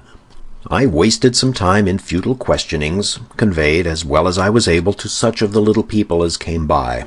They all failed to understand my gestures. Some were simply stolid. Some thought it was a jest and laughed at me. I had the hardest task in the world to keep my hands off their pretty, laughing faces. It was a foolish impulse, but the devil begotten of fear and blind anger was ill-curbed and still eager to take advantage of my perplexity. The turf gave better counsel. I found a groove ripped in it, about midway between the pedestal of the Sphinx and the marks of my feet, where, on arrival, I had struggled with the overturned machine. There were other signs of removal about. with queer, narrow footprints like those I could imagine made by a sloth. This directed my closer attention to the pedestal. It was, as I think I have said, of bronze. But it was not a mere block, but highly decorated with deep-framed panels on either side. I went and rapped at these. The pedestal was hollow. Examining the panels with care, I found them discontinuous with the frames. There were no handles or keyholes, but possibly the panels, if they were doors, as I supposed, opened from within. One thing was clear enough in my mind. It took no very great mental effort to infer that my time machine was inside that pedestal, but how it got there was a different problem. I saw the heads of 2 orange-clad people coming through the bushes and under some blossom-covered apple trees towards me. I turned smiling to them and beckoned them to me.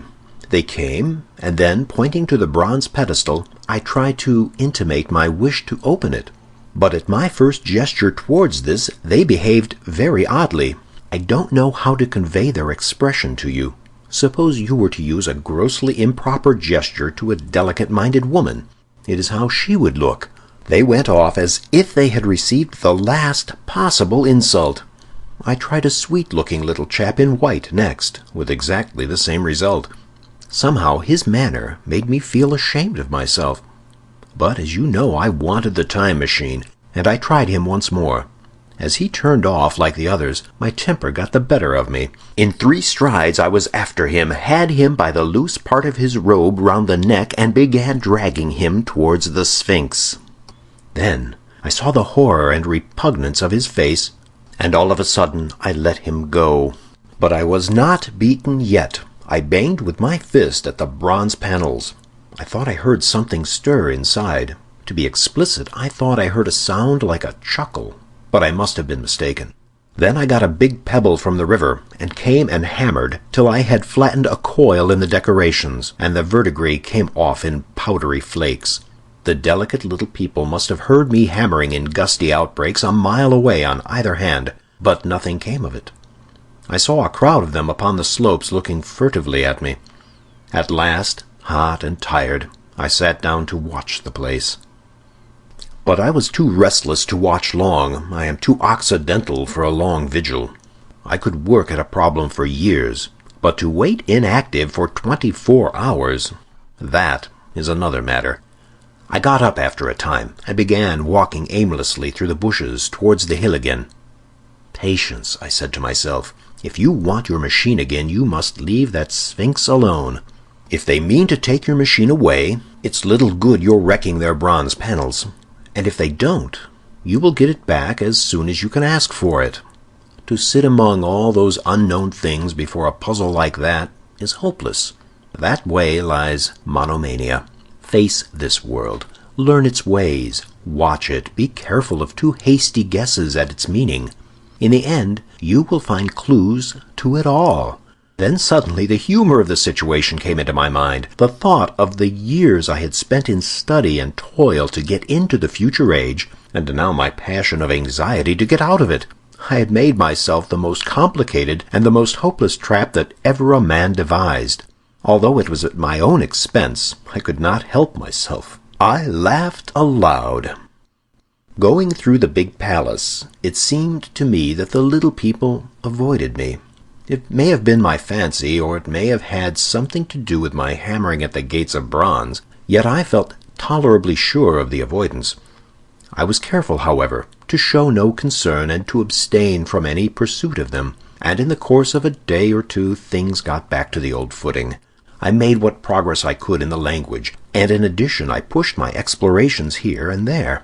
Either I missed some subtle point, or their language was excessively simple, almost exclusively composed of concrete substantives and verbs. There seemed to be few, if any, abstract terms, or little use of figurative language.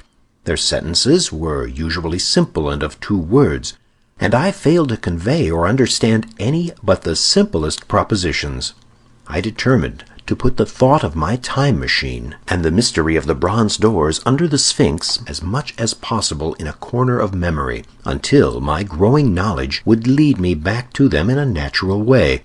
Yet a certain feeling, you may understand, tethered me in a circle of a few miles round the point of my arrival. So far as I could see, all the world displayed the same exuberant richness as the Thames Valley. From every hill I climbed, I saw the same abundance of splendid buildings, endlessly varied in material and style, the same clustering thickets of evergreens, the same blossom-laden trees and tree ferns. Here and there water shone like silver, and beyond the land rose into blue, undulating hills, and so faded into the serenity of the sky. A peculiar feature which presently attracted my attention was the presence of certain circular wells, several, as it seemed to me, of very great depth. One lay by the path up the hill, which I had followed during my first walk. Like the others, it was rimmed with bronze, curiously wrought and protected by a little cupola from the rain. Sitting by the side of these wells and peering down into the shafted darkness, I could see no gleam of water, nor could I start any reflection with a lighted match. But in all of them I heard a certain sound, a thud, thud, thud, like the beating of some big engine. And I discovered from the flaring of my matches that a steady current of air set down the shafts. Further, I threw a scrap of paper into the throat of one, and instead of fluttering slowly down, it was at once sucked swiftly out of sight. After a time, too, I came to connect these wells with tall towers standing here and there upon the slopes, for above them there was often just a flicker in the air as one sees on a hot day above a sun-scorched beach. Putting things together, I reached a strong suggestion of an extensive system of subterranean ventilation, whose true import it was difficult to imagine. I was at first inclined to associate it with the sanitary apparatus of these people. It was an obvious conclusion, but it was absolutely wrong. And here I must admit that I learned very little of drains and bells and modes of conveyance and the like conveniences during my time in this real future. In some of these visions of utopias and coming times which I have read, there is a vast amount of detail about building and social arrangements and so forth. But while such details are easy enough to obtain when the whole world is contained in one's imagination, they are altogether inaccessible to a real traveler amid such realities as I found here. Conceive the tale of London, which a Negro fresh from Central Africa would take back to his tribe. What would he know of railway companies, of social movements, of telephone and telegraph wires, of the parcels delivery company and postal orders and the like? Yet we at least should be willing enough to explain these things to him. And even of what he knew, how much could he make his untraveled friend either apprehend or believe? Then think how narrow the gap between a Negro and a white man of our own times, and how wide the interval between myself and these of the Golden Age. I was sensible of much which was unseen and which contributed to my comfort, but save for a general impression of automatic organization, I fear I can convey very little of the difference to your mind. In the matter of sepulchre, for instance, I could see no signs of crematoria, nor anything suggestive of tombs. But it occurred to me that possibly there might be cemeteries or crematoria somewhere beyond the range of my explorings. This again was a question I deliberately put to myself, and my curiosity was at first entirely defeated upon the point. The thing puzzled me, and I was led to make a further remark, which puzzled me still more, that aged and infirm among this people there were none. I must confess that my satisfaction with my first theories of an automatic civilization and a decadent humanity did not long endure. Yet I could think of no other. Let me put my difficulties. The several big palaces I had explored were mere living places, great dining halls, and sleeping apartments. I could find no machinery, no appliances of any kind, yet these people were clothed in pleasant fabrics that must at times need renewal, and their sandals, though undecorated, were fairly complex specimens of metalwork. Somehow such things must be made, and the little people displayed no vestige of a creative tendency. There were no shops, no workshops, no sign of importations among them. They spent all their time in playing gently, in bathing in the river, in making love in a half-playful fashion, in eating fruit and sleeping. I could not see how things were kept going. Then again, about the time machine. Something, I knew not what, had taken it into the hollow pedestal of the White Sphinx. Why? For the life of me I could not imagine. Those waterless wells, too, those flickering pillars. I felt I lacked a clue. I felt, how shall I put it? Suppose you found an inscription with sentences here and there in excellent plain English, and interpolated therewith others made up of words, of letters even, absolutely unknown to you. Well, on the third day of my visit, that was how the world of 802,701 presented itself to me. That day, too, I made a friend of a sort. It happened that as I was watching some of the little people bathing in a shallow, one of them was seized with a cramp and began drifting downstream. The main current ran rather swiftly, but not too strongly for even a moderate swimmer. It will give you an idea, therefore, of the strange deficiency in these creatures when I tell you that none made the slightest attempt to rescue the weakly crying little thing which was drowning before their eyes. When I realized this, I hurriedly slipped off my clothes, and, wading in at a point lower down, I caught the poor mite and drew her safe to land. A little rubbing of the limbs soon brought her round, and I had the satisfaction of seeing she was all right before I left her. I had got to such a low estimate of her kind that I did not expect any gratitude from her. In that, however, I was wrong. This happened in the morning. In the afternoon, I met my little woman, as I believe it was, as I was returning towards my center from an exploration, and she received me with cries of delight and presented me with a big garland of flowers, evidently made for me and me alone. The thing took my imagination. Very possibly I had been feeling desolate. At any rate, I did my best to display my appreciation of the gift. We were soon seated together in a little stone arbor, engaged in conversation, chiefly of smiles. The creature's friendliness affected me exactly as a child's might have done. We passed each other flowers, and she kissed my hands. I did the same to hers. Then I tried talk, and found that her name was Weena, which, though I don't know what it meant, somehow seemed appropriate enough. That was the beginning of a queer friendship which lasted a week, and ended as I will tell you. She was exactly like a child. She wanted to be with me always. She tried to follow me everywhere, and on my next journey out and about, it went to my heart to tire her down and leave her at last exhausted and calling after me rather plaintively. But the problems of the world had to be mastered. I had not, I said to myself, come into the future to carry on a miniature flirtation. Yet her distress when I left her was very great. Her expostulations at the parting were sometimes frantic, and I think altogether I had as much trouble as comfort from her devotion. Nevertheless, she was, somehow, a very great comfort. I thought it was mere childish affection that made her cling to me. Until it was too late, I did not clearly know what I had inflicted upon her when I left her. Nor until it was too late did I clearly understand what she was to me. For by merely seeming fond of me and showing in her weak, futile way that she cared for me, the little doll of a creature presently gave my return to the neighborhood of the White Sphinx almost the feeling of coming home, and I would watch for her tiny figure of white and gold so soon as I came over the hill. It was from her, too, that I learned that fear had not yet left the world. She was fearless enough in the daylight, and she had the oddest confidence in me, for once in a foolish moment I made threatening grimaces at her, and she simply laughed at them. But she dreaded the dark, dreaded shadows, dreaded black things. Darkness to her was the one thing dreadful. It was a singularly passionate emotion, and it set me thinking and observing. I discovered then, among other things, that these little people gathered into the great houses after dark and slept in droves. To enter upon them without a light was to put them into a tumult of apprehension. I never found one out of doors or sleeping alone within doors after dark.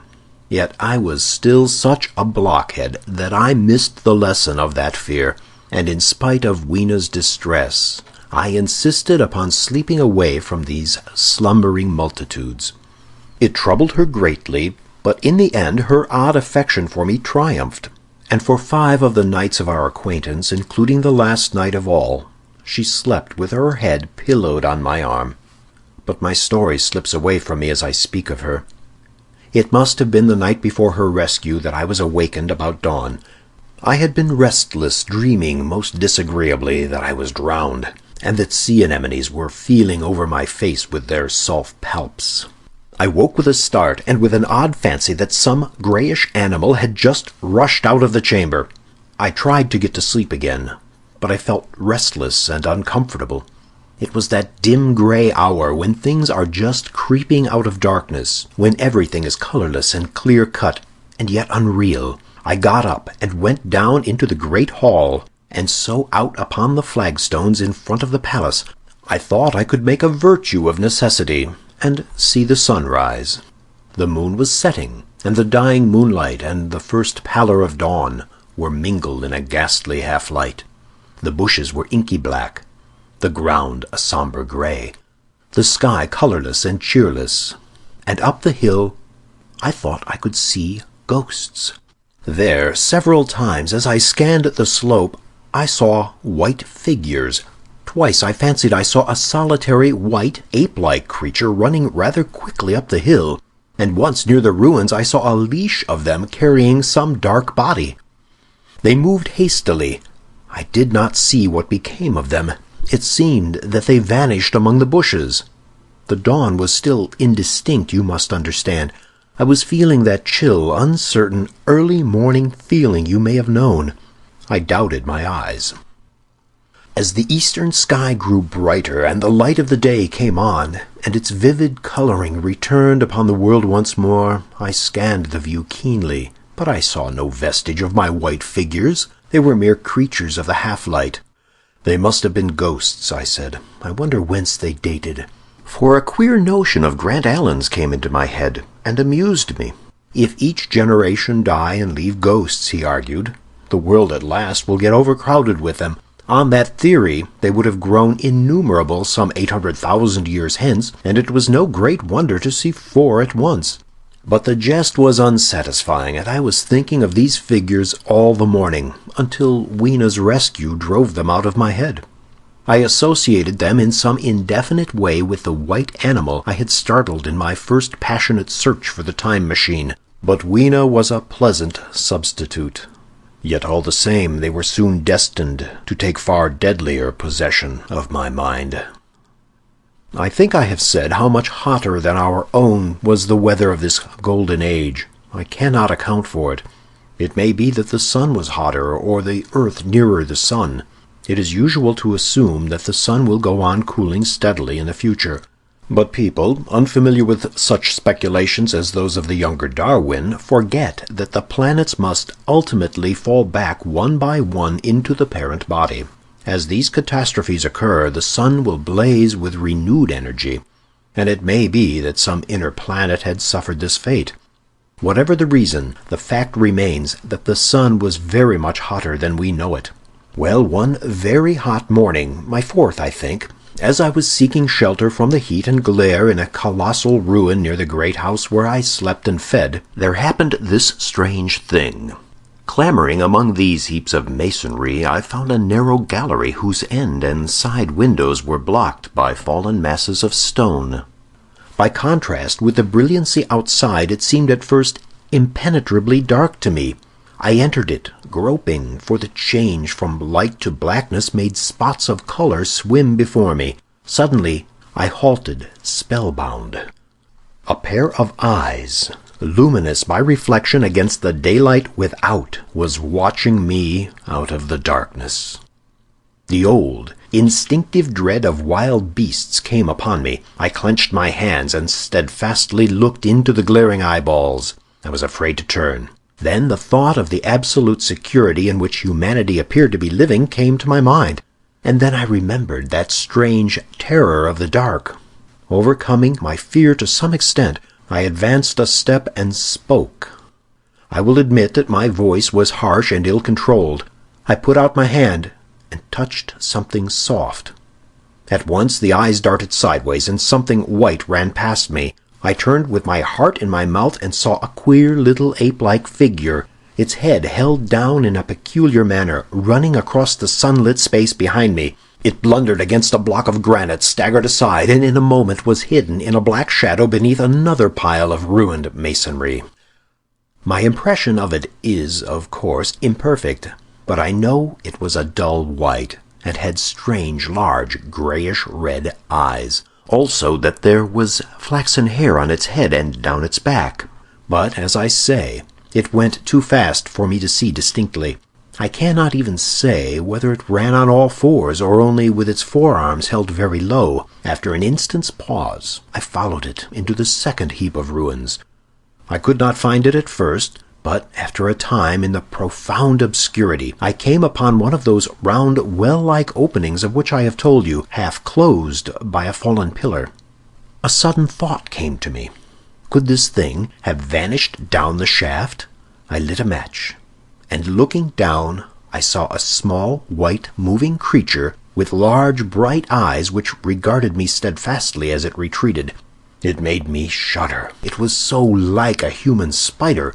It was clambering down the wall, and now I saw for the first time a number of metal foot and hand rests forming a kind of ladder down the shaft. Then the light burned my fingers and fell out of my hand, going out as it dropped. And when I had lit another, the little monster had disappeared. I do not know how long I sat peering down that well. It was not for some time that I could succeed in persuading myself that the thing I had seen was human. But gradually the truth dawned on me, that man had not remained one species, but had differentiated into two distinct animals, that my graceful children of the upper world were not the sole descendants of our generation, but that this bleached, obscene, nocturnal thing which had flashed before me was also heir to all the ages. I thought of the flickering pillars, and of my theory of an underground ventilation. I began to suspect their true import. And what, I wondered, was this lemur doing in my scheme of a perfectly balanced organization? How was it related to the indolent serenity of the beautiful upper-worlders? And what was hidden down there, at the foot of that shaft? I sat upon the edge of the well, telling myself that at any rate there was nothing to fear, and that there I must descend for the solution of my difficulties. And withal, I was absolutely afraid to go.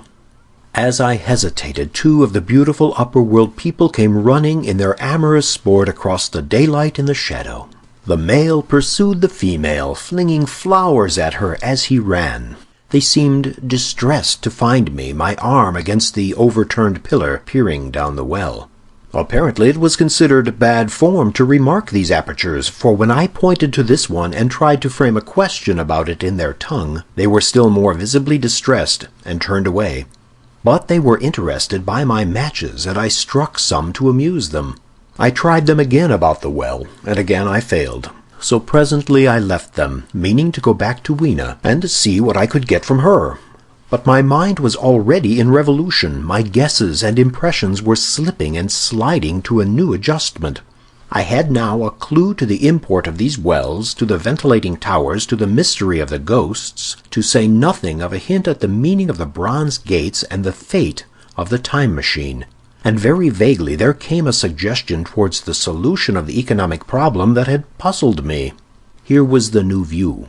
Plainly, this second species of man was subterranean. There were three circumstances in particular which made me think that its rare emergence above ground was the outcome of a long-continued underground habit.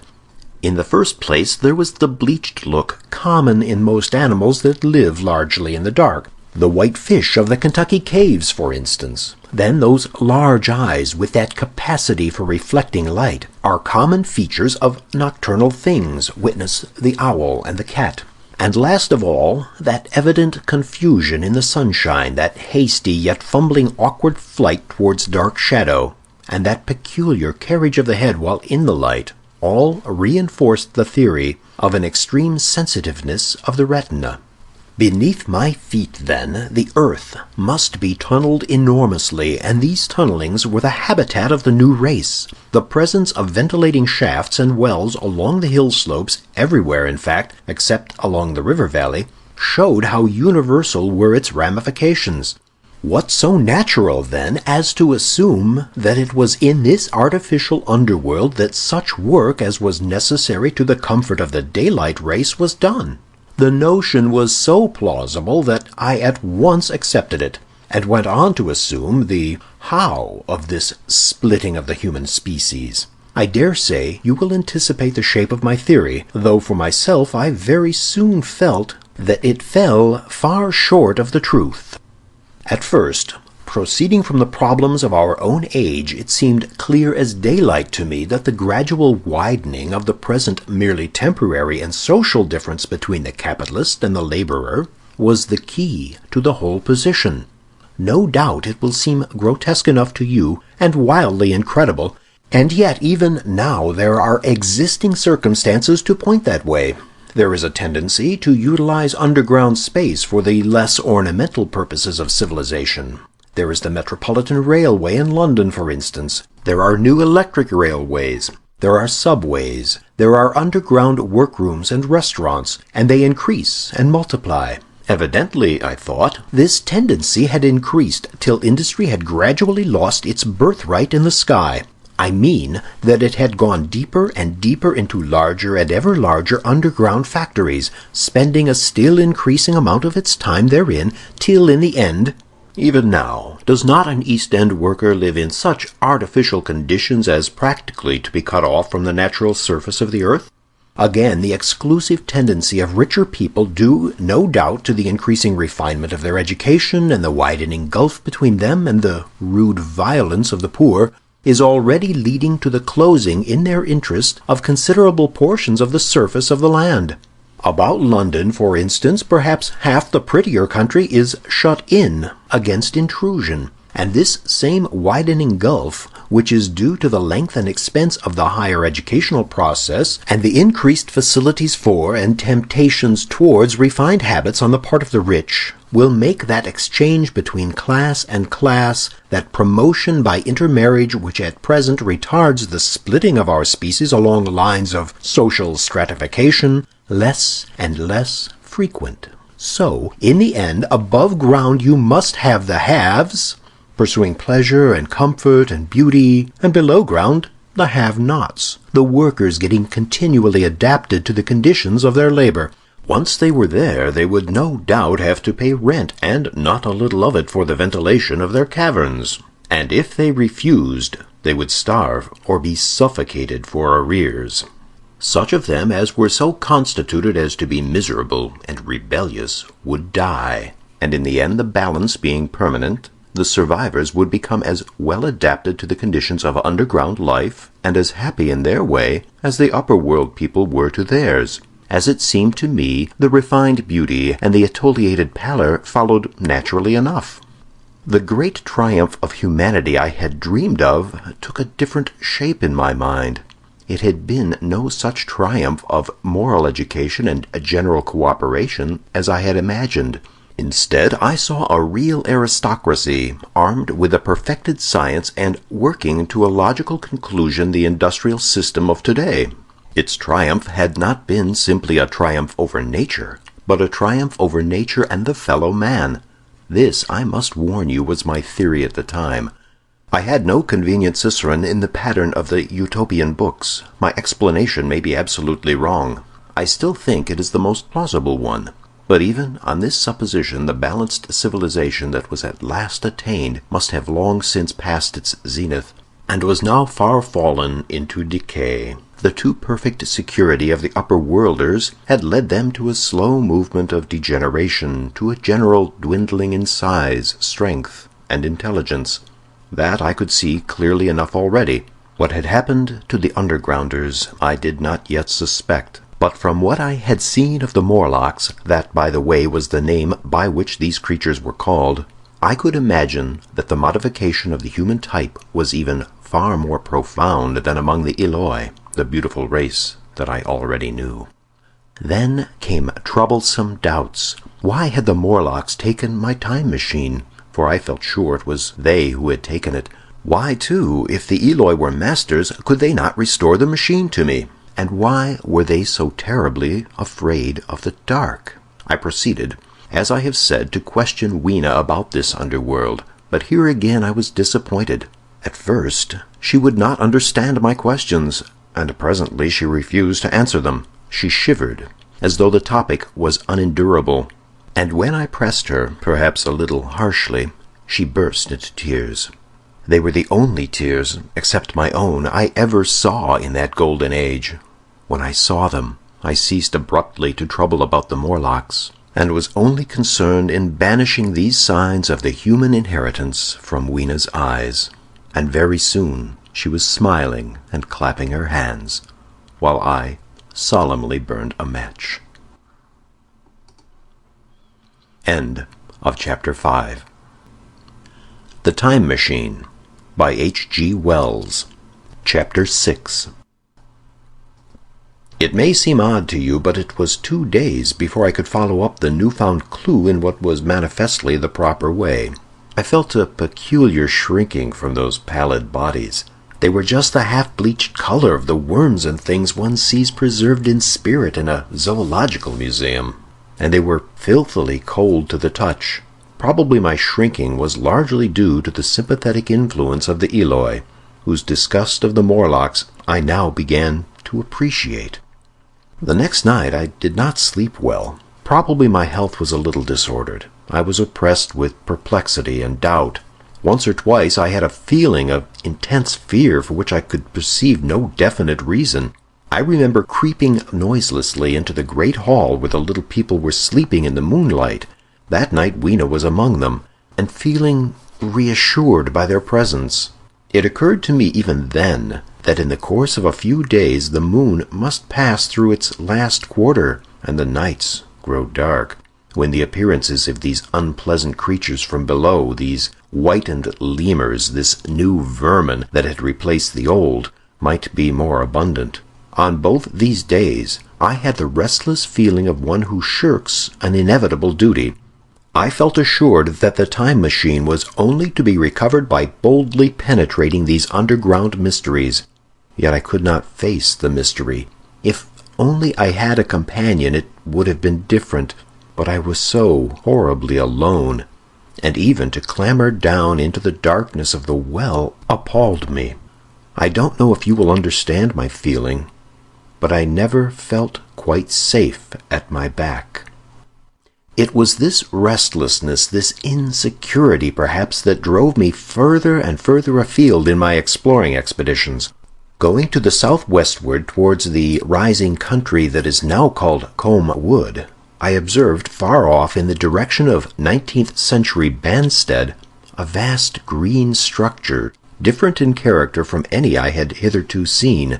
It was larger than the largest of the palaces or ruins I knew, and the facade had an oriental look, the face of it having the luster as well as the pale green tint, a kind of bluish green, of a certain type of Chinese porcelain. This difference in aspect suggested a difference in use, and I was minded to push on and explore. But the day was growing late, and I had come upon the site of the place after a long and tiring circuit, so I resolved to hold over the adventure for the following day, and I returned to the welcome and the caresses of little Weena. But next morning I perceived clearly enough that my curiosity regarding the palace of green porcelain was a piece of self-deception, to enable me to shirk by another day an experience I dreaded. I resolved I would make the descent without further waste of time, and started out in the early morning towards a well near the ruins of granite and aluminum. Little Weena ran with me. She danced beside me to the well, but when she saw me lean over the mouth and look downward, she seemed strangely disconcerted. "Goodbye, little Weena," I said, kissing her, and then putting her down, I began to feel over the parapet for the climbing hooks. Rather hastily, I may as well confess, for I feared my courage might leak away. At first she watched me in amazement. Then she gave the most piteous cry, and running to me, she began to pull at me with her little hands. I think her opposition nerved me rather to proceed. I shook her off, perhaps a little roughly, and in another moment I was in the throat of the well. I saw her agonized face over the parapet and smiled to reassure her. Then I had to look down at the unstable hooks to which I clung. I had to clamber down a shaft of perhaps 200 yards. The descent was effected by means of metallic bars projecting from the sides of the well, and these being adapted to the needs of a creature much smaller and lighter than myself, I was speedily cramped and fatigued by the descent. And not simply fatigued. One of the bars bent suddenly under my weight, and almost swung me off into the blackness beneath. For a moment I hung by one hand, and after that experience I did not dare to rest again. Though my arms and back were presently acutely painful, I went on clambering down the sheer descent with as quick a motion as possible. Glancing upward, I saw the aperture, a small blue disk in which a star was visible, while little Weena's head showed as a round black projection. The thudding sound of a machine below grew louder and more oppressive. Everything save that little disk above was profoundly dark, and when I looked up again, Weena had disappeared. I was in an agony of discomfort. I had some thought of trying to go up the shaft again and leave the underworld alone. But even while I turned this over in my mind, I continued to descend. At last, with intense relief, I saw dimly coming up a foot to the right of me a slender loophole in the wall. Swinging myself in, I found it was the aperture of a narrow horizontal tunnel in which I could lie down and rest.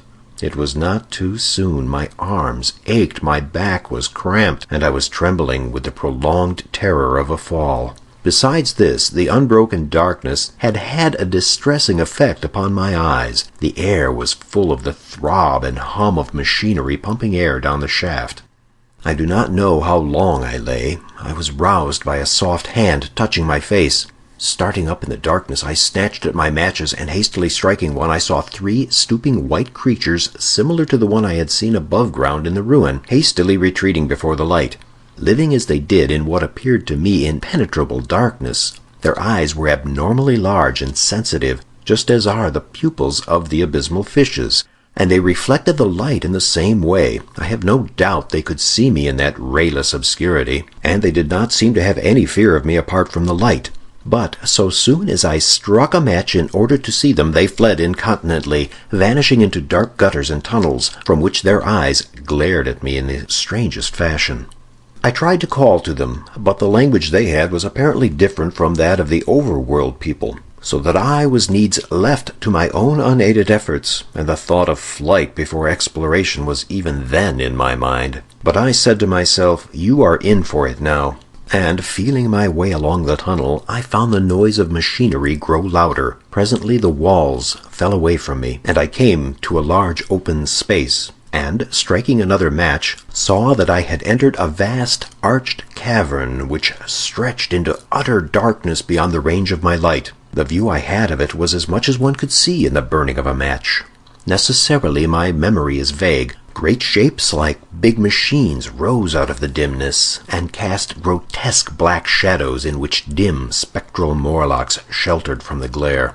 The place, by the by, was very stuffy and oppressive, and the faint halitus of freshly shed blood was in the air. Some way down the central vista was a little table of white metal, laid with what seemed a meal. The Morlocks, at any rate, were carnivorous. Even at the time, I remember wondering what large animal could have survived to furnish the red joint I saw. It was all very indistinct. The heavy smell, the big unmeaning shapes, the obscene figures lurking in the shadows and only waiting for the darkness to come at me again. Then the match burned down and stung my fingers and fell, a wriggling red spot in the blackness. I have thought since how particularly ill-equipped I was for such an experience. When I had started with the time machine, I had started with the absurd assumption that the men of the future would certainly be infinitely ahead of ourselves in all their appliances. I had come without arms, without medicine, without anything to smoke. At times I missed tobacco frightfully, even without enough matches. If only I had thought of a kodak. I could have flashed that glimpse of the underworld in a second and examined it at leisure. But as it was, I stood there with only the weapons and the powers that nature had endowed me with, hands, feet, and teeth, these, and 4 safety matches that still remained to me. I was afraid to push my way in among all this machinery in the dark, and it was only with my last glimpse of light I discovered that my store of matches had run low. It had never occurred to me until that moment that there was any need to economize them, and I had wasted almost half the box in astonishing the upper-worlders, to whom fire was a novelty. Now, as I say, I had 4 left, and while I stood in the dark, a hand touched mine. Lank fingers came feeling over my face, and I was sensible of a peculiar, unpleasant odor. I fancied I heard the breathing of a crowd of those dreadful little beings about me. I felt the box of matches in my hand being gently disengaged, and other hands behind me plucking at my clothing. The sense of these unseen creatures examining me was indescribably unpleasant. The sudden realization of my ignorance of their ways of thinking and doing came home to me very vividly in the darkness. I shouted at them as loudly as I could. They started away, and even then I could feel them approaching me again. They clutched at me more boldly, whispering odd sounds to each other. I shivered violently and shouted again, rather discordantly. This time they were not so seriously alarmed, and they made a queer laughing noise as they came back at me. I will confess I was horribly frightened. I determined to strike another match and escape under the protection of its glare. I did so, and eking out the flicker with a scrap of paper from my pocket, I made good my retreat to the narrow tunnel. But I had scarce entered this when my light was blown out, and in the blackness I could hear the Morlocks rustling like wind among leaves, and pattering like rain as they hurried after me. In a moment I was clutched by several hands, and there was no mistaking that they were trying to haul me back. I struck another light and waved it in their dazzled faces. You can scarce imagine how nauseatingly inhuman they looked, those pale, chinless faces and great, lidless, pinkish-gray eyes, as they stared in their blindness and bewilderment. But I did not stay to look. I promise you I retreated again, and when my second match had ended, I struck my third. It had almost burned through when I reached the opening into the shaft. I lay down on the edge, for the throb of the great pump below made me giddy. Then I felt sideways for the projecting hooks, and as I did so, my feet were grasped from behind, and I was violently tugged backward. I lit my last match, and it incontinently went out. But I had my hand on the climbing bars now, and, kicking violently, I disengaged myself from the clutches of the Morlocks and was speedily clambering up the shaft while they stared peering and blinking up at me. All but one little wretch who followed me for some way and well-nigh secured my boot as a trophy. That climb seemed interminable to me. With the last 20 or 30 feet of it, a deadly nausea came upon me. I had the greatest difficulty in keeping my hold. The last few yards was a frightful struggle against this faintness. Several times my head swam, and I felt all the sensations of falling. At last, however, I got over the well-mouth somehow, and staggered out of the ruin into the blinding sunlight. I fell upon my face. Even the soil smelt sweet and clean. Then I remember Weena kissing my hands and ears, and the voices of others among the alloy. Then, for a time, I was insensible. End of chapter 6.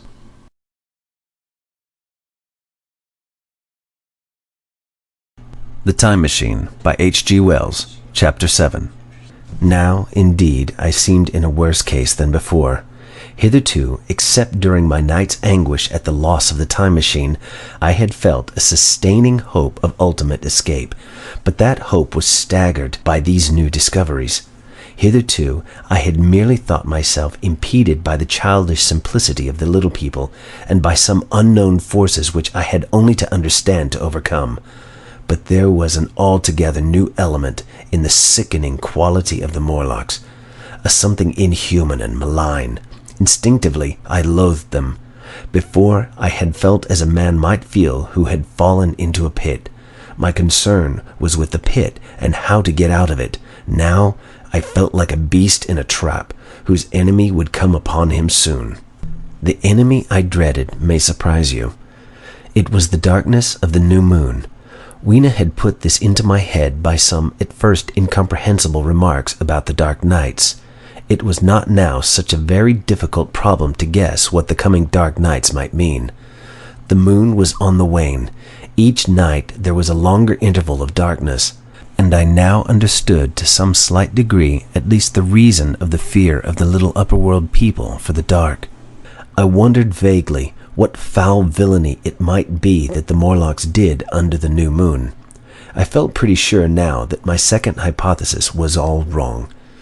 The upper-world people might once have been the favored aristocracy, and the Morlocks their mechanical servants, but that had long since passed away. The two species that had resulted from the evolution of man were sliding down toward, or had already arrived at, an altogether new relationship. The Eloi, like the Carolingian kings, had decayed to a mere beautiful futility. They still possessed the earth on sufferance, since the Morlocks, subterranean for innumerable generations, had come at last to find the daylit surface intolerable. And the Morlocks made their garments, I inferred, and maintained them in their habitual needs, perhaps through the survival of an old habit of service. They did it as a standing horse paws with his foot, or as a man enjoys killing animals for sport, because ancient and departed necessities had impressed it on the organism. But, clearly, the old order was already in part reversed. The nemesis of the delicate ones was creeping on apace. Ages ago, thousands of generations ago, a man had thrust his brother man out of the ease and the sunshine, and now that brother was coming back changed. Already the Eloi had begun to learn one old lesson anew. They were becoming reacquainted with fear, and suddenly there came into my head the memory of the meat I had seen in the underworld. It seemed odd how it floated into my mind, not stirred up, as it were, by the current of my meditations, but coming in almost like a question from the outside. I tried to recall the form of it. I had a vague sense of something familiar, but I could not tell what it was at the time. Still, however helpless the little people in the presence of their mysterious fear, I was differently constituted. I came out of this age of ours, this ripe prime of the human race, when fear does not paralyze and mystery has lost its terrors. I, at least, would defend myself. Without further delay, I determined to make myself arms and a fastness where I might sleep. With that refuge as a base, I could face this strange world with some of the confidence I had lost in realizing to what creatures night by night I lay exposed. I felt I could never sleep again until my bed was secure from them. I shuddered with horror to think how they must already have examined me. I wandered during the afternoon along the valley of the Thames, but found nothing that commended itself to my mind as inaccessible.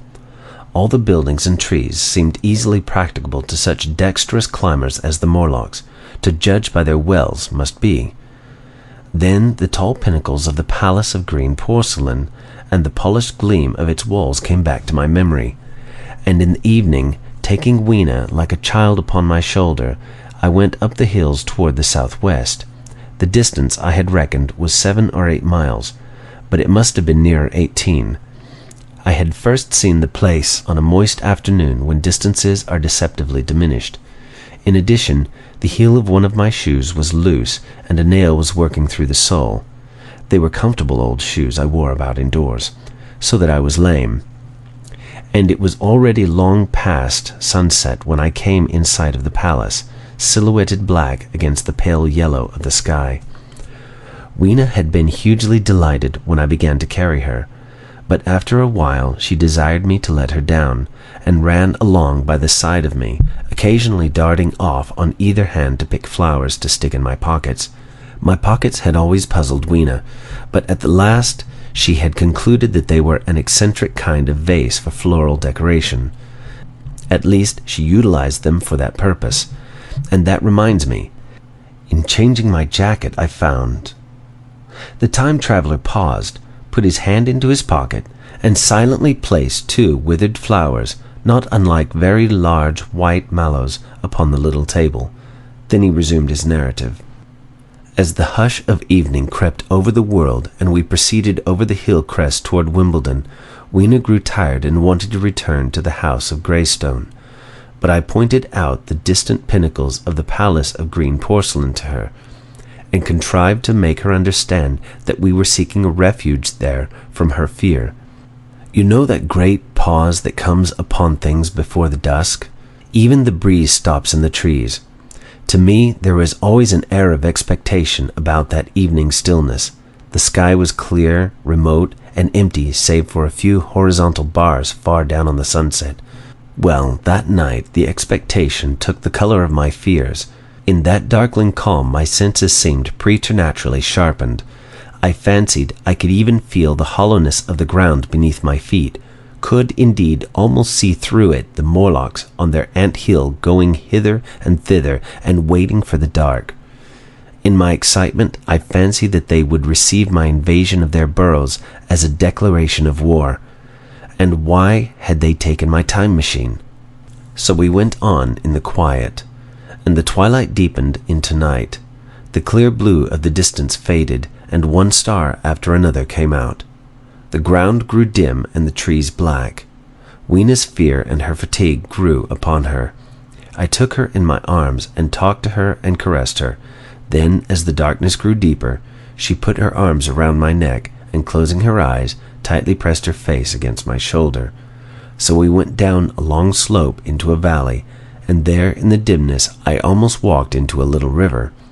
This I waded and went up the opposite side of the valley, past a number of sleeping houses, and by a statue, a faun or some such figure, minus the head. Here too were acacias. So far I had seen nothing of the Morlocks, but it was yet early in the night, and the darker hours before the old moon rose were still to come. From the brow of the next hill I saw a thick wood spreading wide and black before me. I hesitated at this. I could see no end to it, either to the right or the left. Feeling tired, my feet in particular were very sore. I carefully lowered Weena from my shoulder as I halted and sat down upon the turf. I could no longer see the palace of green porcelain, and I was in doubt of my direction. I looked into the thickness of the wood and thought of what it might hide. Under that dense tangle of branches one would be out of sight of the stars, even were there no other lurking danger, a danger I did not care to let my imagination loose upon. There would still be all the roots to stumble over and the tree boles to strike against. I was very tired, too, after the excitements of the day, so I decided that I would not face it, but would pass the night upon the open hill. Weena, I was glad to find, was fast asleep.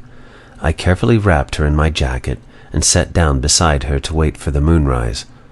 The hillside was quiet and deserted, but from the black of the wood there came now and then a stir of living things. Above me shone the stars, for the night was very clear.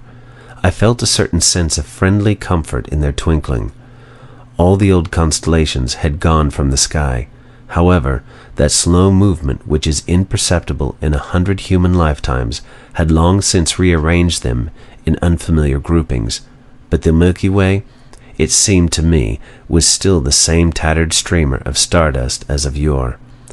Southward, as I judged it, was a very bright red star that was new to me. It was even more splendid than our own green Sirius, and amid all these scintillating points of light one bright planet shone kindly and steadily like the face of an old friend. Looking at these stars suddenly dwarfed my own troubles and all the gravities of terrestrial life. I thought of their unfathomable distance and the slow, inevitable drift of their movements out of the unknown past into the unknown future. I thought of the great processional cycle that the pole of the earth describes. Only 40 times had that silent revolution occurred during all the years that I had traversed. And during these few revolutions, all the activity, all the traditions, the complex organizations, the nations, languages, literatures, aspirations, even the mere memory of man as I knew him, had been swept out of existence. Instead were these frail creatures whom had forgotten their high ancestry, and the white things of which I went in terror. Then I thought of the great fear that was between the two species, and for the first time, with a sudden shiver, came the clear knowledge of what the meat I had seen might be. Yet it was too horrible. I looked at little Weena sleeping beside me, her face white and star-like under the stars, and forthwith dismissed the thought. Through that long night I held my mind off the Morlocks as well as I could, and whiled away the time by trying to fancy I could find signs of the old constellations in their new confusion. The sky kept very clear, except for a hazy cloud or so. No doubt I dozed at times. Then, as my vigil wore on, came the faintness in the eastward sky, like the reflection of some colorless fire, and the old moon rose, thin and peaked and white. And close behind, and overtaking it, and overflowing it, the dawn came, pale at first, then growing pink and warm. No Morlocks had approached us. Indeed, I had seen none upon the hill that night. And in the confidence of renewed day, it almost seemed to me that my fear had been unreasonable. I stood up and found my foot with the loose heel swollen at the ankle and painful under the heel, so I sat down again, took off my shoes, and flung them away. I awakened Weena, and we went down into the wood, now green and pleasant instead of black and forbidding. We found some fruit wherewith to break our fast. We soon met others of the dainty ones, laughing and dancing in the sunlight, as though there was no such thing in nature as the night. And then I thought once more of the meat that I had seen. I felt assured now of what it was, and from the bottom of my heart I pitied this last feeble rill from the great flood of humanity. Clearly, at some time in the long ago of human decay, the Morlocks' food had run short. Possibly they had lived on rats and such like vermin. Even now man is far less discriminating and exclusive in his food than he was, far less than any monkey. His prejudice against human flesh is no deep-seated instinct, and so these inhuman sons of men. I tried to look at the thing in a scientific spirit. After all, they were less human and more remote than our cannibal ancestors of 3,000 or 4,000 years ago, and the intelligence that would have made this state of things a torment had gone. Why should I trouble myself? These Eloi were mere fatted cattle, which the ant-like Morlock preserved and preyed upon, probably saw to the breeding of. And there was Weena dancing at my side. Then I tried to preserve myself from the horror that was coming upon me, by regarding it as a rigorous punishment of human selfishness. Man had been content to live in ease and delight upon the labors of his fellow man, and had taken necessity as his watchword and excuse, and in the fullness of time necessity had come home to him. I even tried a Carlyle-like scorn of this wretched aristocracy in decay, but this attitude of mine was impossible. However great their intellectual degradation, the Eloi had kept too much of the human form not to claim my sympathy, and to make me, perforce, a sharer in their degradation and their fear. I had at that time very vague ideas as to the course I should pursue. My first was to secure some safe place of refuge, and to make myself such arms of metal or stone as I could contrive. That necessity was immediate. In the next place, I hoped to procure some means of fire, so that I should have the weapon of a torch at hand, for nothing, I knew, would be more efficient against these Morlocks. Then I wanted to arrange some contrivance to break open the doors of bronze under the White Sphinx. I had in mind a battering ram. I had a persuasion that if I could enter those doors and carry a blaze of light before me, I should discover the time machine and escape. I could not imagine the Morlocks were strong enough to move it far away. Weena I had resolved to bring with me to our time, and turning such schemes over in my mind, I pursued our way toward the building which my fancy had chosen as our dwelling. End of Chapter 7. The Time Machine by H.G. Wells. Chapter 8.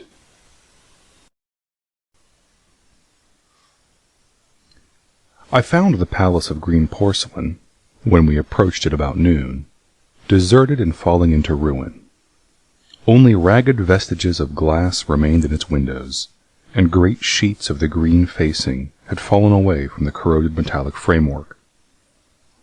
It lay very high upon a turfy down, and looking northeastward before I entered it, I was surprised to see a large estuary, or even creek, where I judged Wandsworth and Battersea must once have been.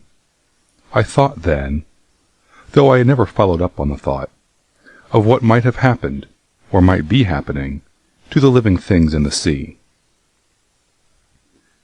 The material of the palace proved on examination to be indeed porcelain, and along the face of it I saw an inscription in some unknown character. I thought, rather foolishly, that Weena might help me to interpret this, but I only learned that the bare idea of writing had never entered her head. She always seemed to me, I fancy, more human than she was, perhaps because her affection was so human.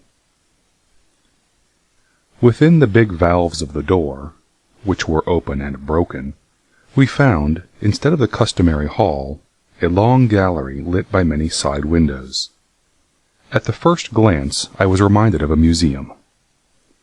The tiled floor was thick with dust, and a remarkable array of miscellaneous objects was shrouded in the same gray covering.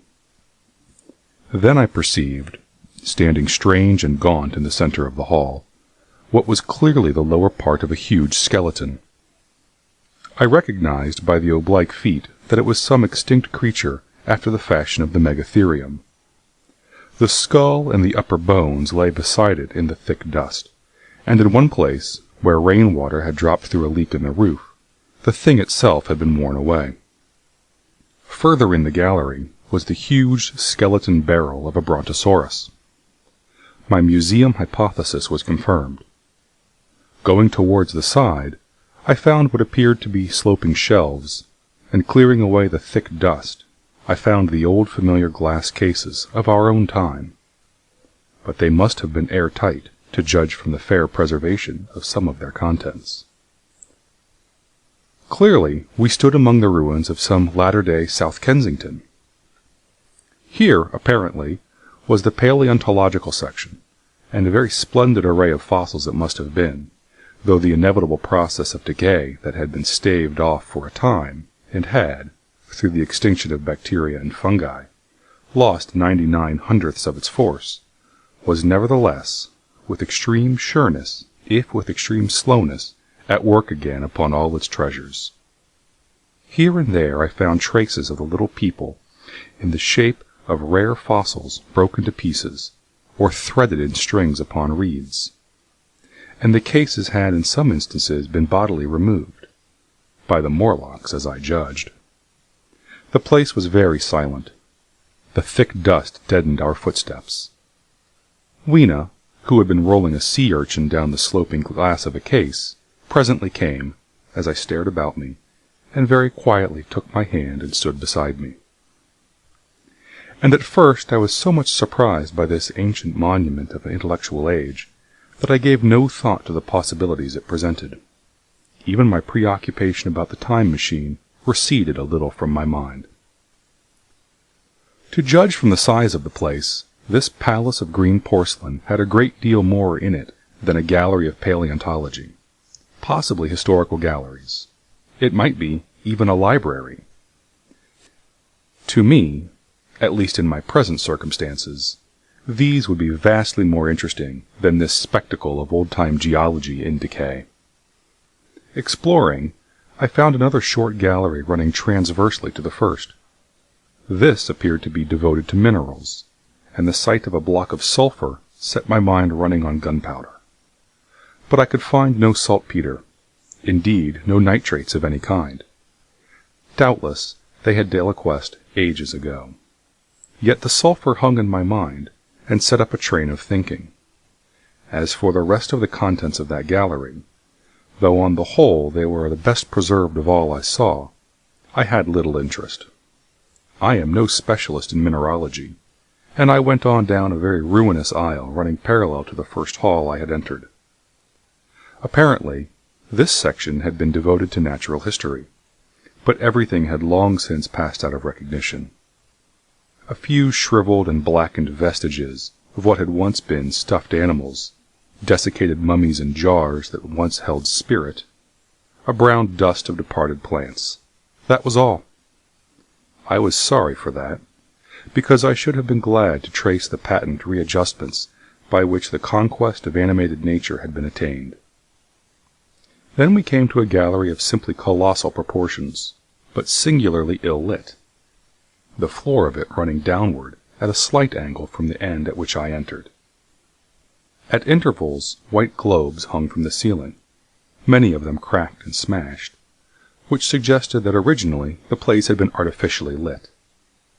Here I was more in my element, for rising on either side of me were the huge bulks of big machines, all greatly corroded and many broken down, but some still fairly complete. You know I have a certain weakness for mechanism, and I was inclined to linger among these, the more so as for the most part they had the interest of puzzles, and I could make only the vaguest guesses at what they were for. I fancied that if I could solve their puzzles, I could find myself in possession of powers that might be of use against the Morlocks. Suddenly Weena came very close to my side, so suddenly that she startled me. Had it not been for her, I do not think I should have noticed that the floor of the gallery sloped at all. Footnote: it may be, of course, that the floor did not slope, but that the museum was built into the side of a hill. The end I had come in at was quite above ground, and was lit by rare slit-like windows. As you went down the length, the ground came up against these windows, until at last there was a pit-like the area of a London house before each, and only a narrow line of daylight at the top. I went slowly along, puzzling about the machines, and had been too intent upon them to notice the gradual diminution of light, until Weena's increasing apprehensions drew my attention. Then I saw that the gallery ran down at last into a thick darkness. I hesitated, and then, as I looked round me, I saw that the dust was less abundant, and its surface less even. Further away, towards the dimness, it appeared to be broken by a number of small, narrow footprints. My sense of the immediate presence of the Morlocks revived at that. I felt that I was wasting my time in the academic examination of machinery. I called to mind that it was already far advanced in the afternoon, and that I still had no weapon, no refuge, and no means of making a fire. And then down in the remote blackness of the gallery I heard a peculiar pattering, and the same odd noises I had heard down the well. I took Weena's hand. Then, struck with a sudden idea, I left her and turned to a machine from which projected a lever not unlike those in the signal box. Clambering upon the stand, and grasping this lever in my hands, I put all my weight upon it sideways. Suddenly Weena, deserted in the central aisle, began to whimper. I had judged the strength of the lever pretty correctly, for it snapped after a minute's strain, and I rejoined her with a mace in my hand, more than sufficient, I judged, for any Morlock skull I might encounter. And I longed very much to kill a Morlock or so. Very inhuman, you may think, to want to go killing one's own descendants. But it was impossible, somehow, to feel any humanity in the things. Only my disinclination to leave Weena, and a persuasion that if I began to slake my thirst for murder, my time machine might suffer, restrained me from going straight down the gallery and killing the brutes I heard. Well, mace in one hand and Weena in the other, I went out of that gallery and into another and still larger one, which at the first glance reminded me of a military chapel, hung with tattered flags. The brown and charred rags that hung from the sides of it I presently recognized as the decaying vestiges of books. They had long since dropped to pieces, and every semblance of print had left them. But here and there were warped boards and cracked metallic clasps that told the tale well enough. Had I been a literary man, I might, perhaps, have moralized upon the futility of all ambition. But as it was, the thing that struck me with keenest force was the enormous waste of labor to which this somber wilderness of rotting paper testified.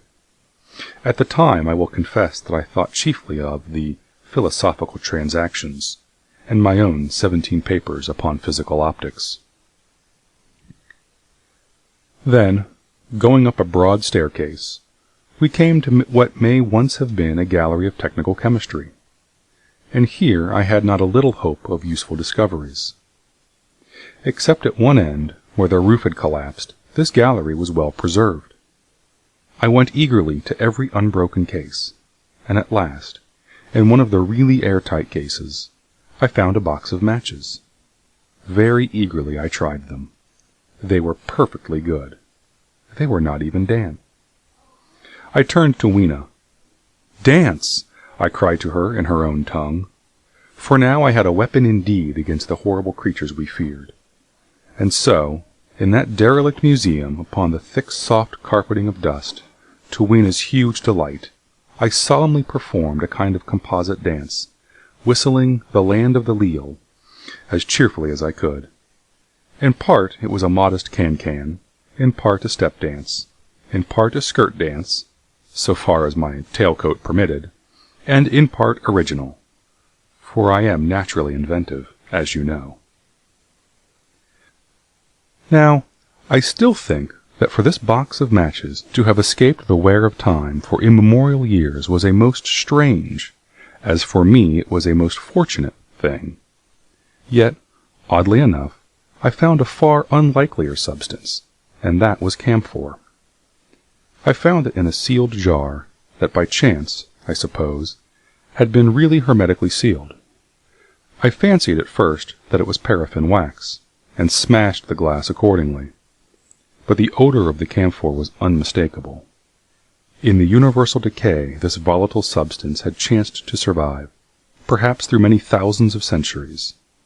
It reminded me of a sepia painting I had once seen done from the ink of a fossil belemnite that must have perished and become fossilized millions of years ago.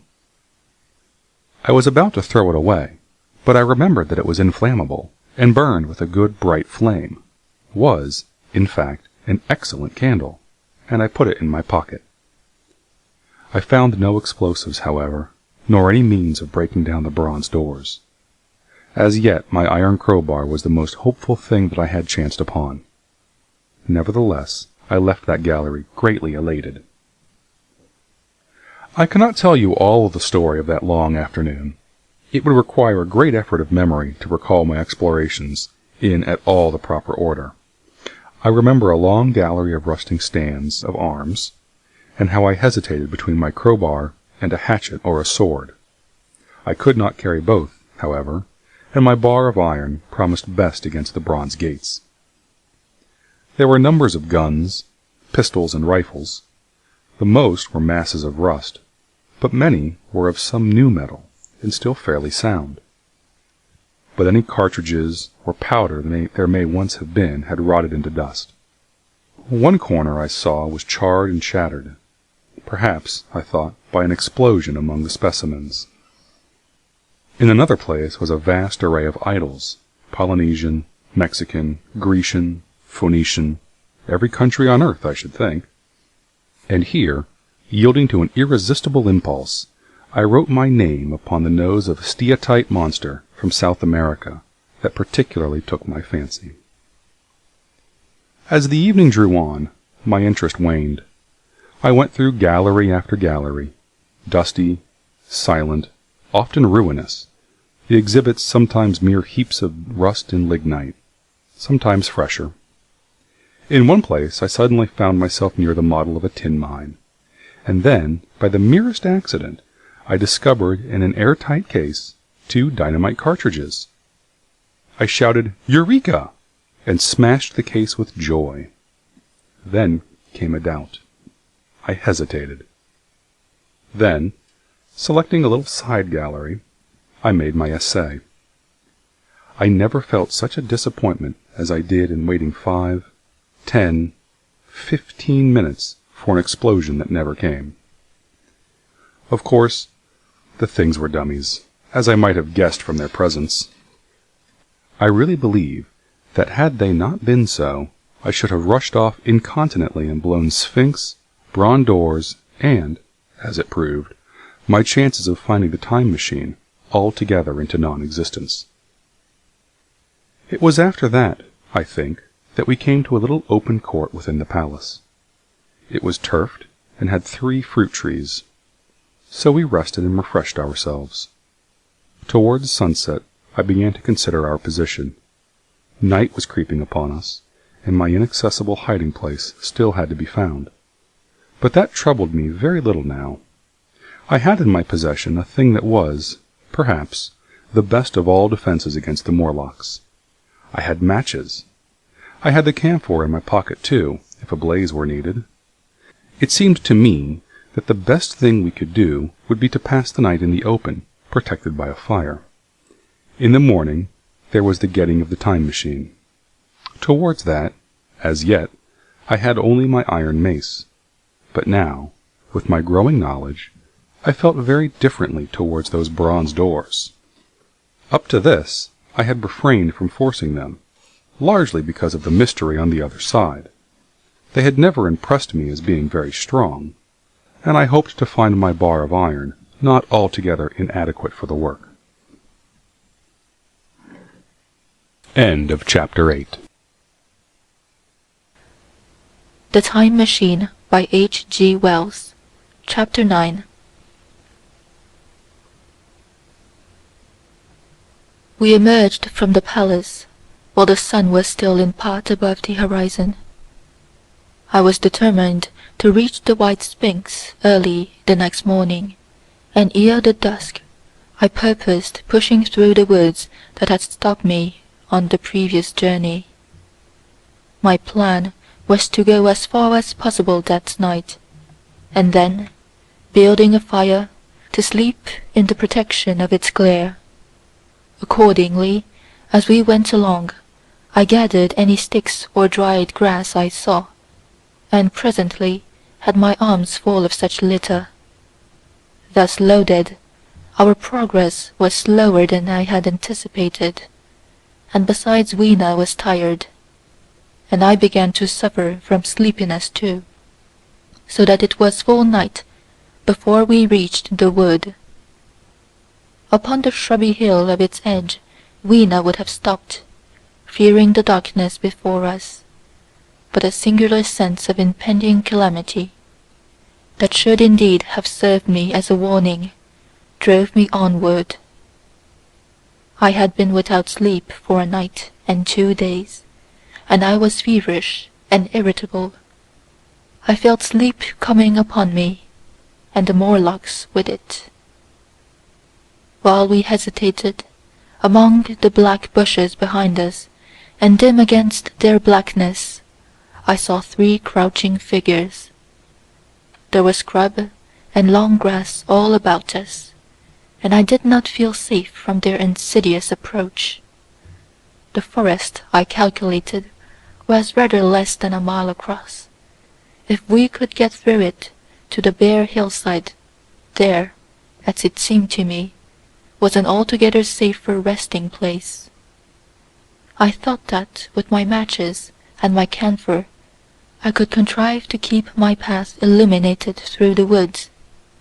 Yet it was evident that if I was to flourish matches with my hands, I should have to abandon my firewood. So, rather reluctantly, I put it down. And then it came into my head that I would amaze our friends behind by lighting it. I was to discover the atrocious folly of this proceeding, but it came to my mind as an ingenious move for covering our retreat. I don't know if you have ever thought what a rare thing flame must be in the absence of man and in a temperate climate. The sun's heat is rarely strong enough to burn, even when it is focused by dewdrops, as is sometimes the case in more tropical districts. Lightning may blast and blacken, but it rarely gives rise to widespread fire. Decaying vegetation may occasionally smolder with the heat of its fermentation, but this rarely results in flame. In this decadence, too, the art of fire-making had been forgotten on the earth. The red tongs that went licking up my heap of wood were an altogether new and strange thing to Weena. She wanted to run to it and play with it. I believe she would have cast herself into it had I not restrained her. But I caught her up, and in spite of her struggle, plunged boldly before me into the wood. For a little way the glare of my fire lit the path. Looking back presently, I could see through the crowded stems that from my heap of sticks the blaze had spread to some bushes adjacent, and a curved line of fire was creeping up the grass of the hill. I laughed at that, and turned again to the dark trees before me. It was very black, and Weena clung to me convulsively, but there was still, as my eyes grew accustomed to the darkness, sufficient light for me to avoid the stems. Overhead it was simply black, except where a gap of remote thin blue sky shone down upon us here and there. I struck none of my matches, because I had no hand free. Upon my left arm I carried my little one. In my right hand I had my iron bar. For some way I heard nothing but the crackling twigs under my feet, the faint rustle of the breeze above, and my own breathing, and the throb of the blood vessels in my ears. Then I seemed to know of a pattering about me. I pushed on grimly. The pattering grew more distinct, and then I caught the same queer sound and voices I had heard in the underworld. There were evidently several of the Morlocks, and they were closing in upon me.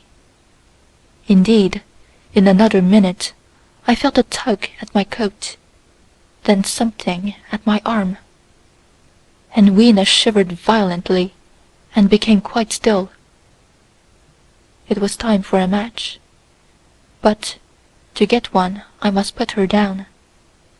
I did so, and as I fumbled with my pocket, a struggle began in the darkness about my knees, perfectly silent on her part, and with the same peculiar cooing sounds from the Morlocks.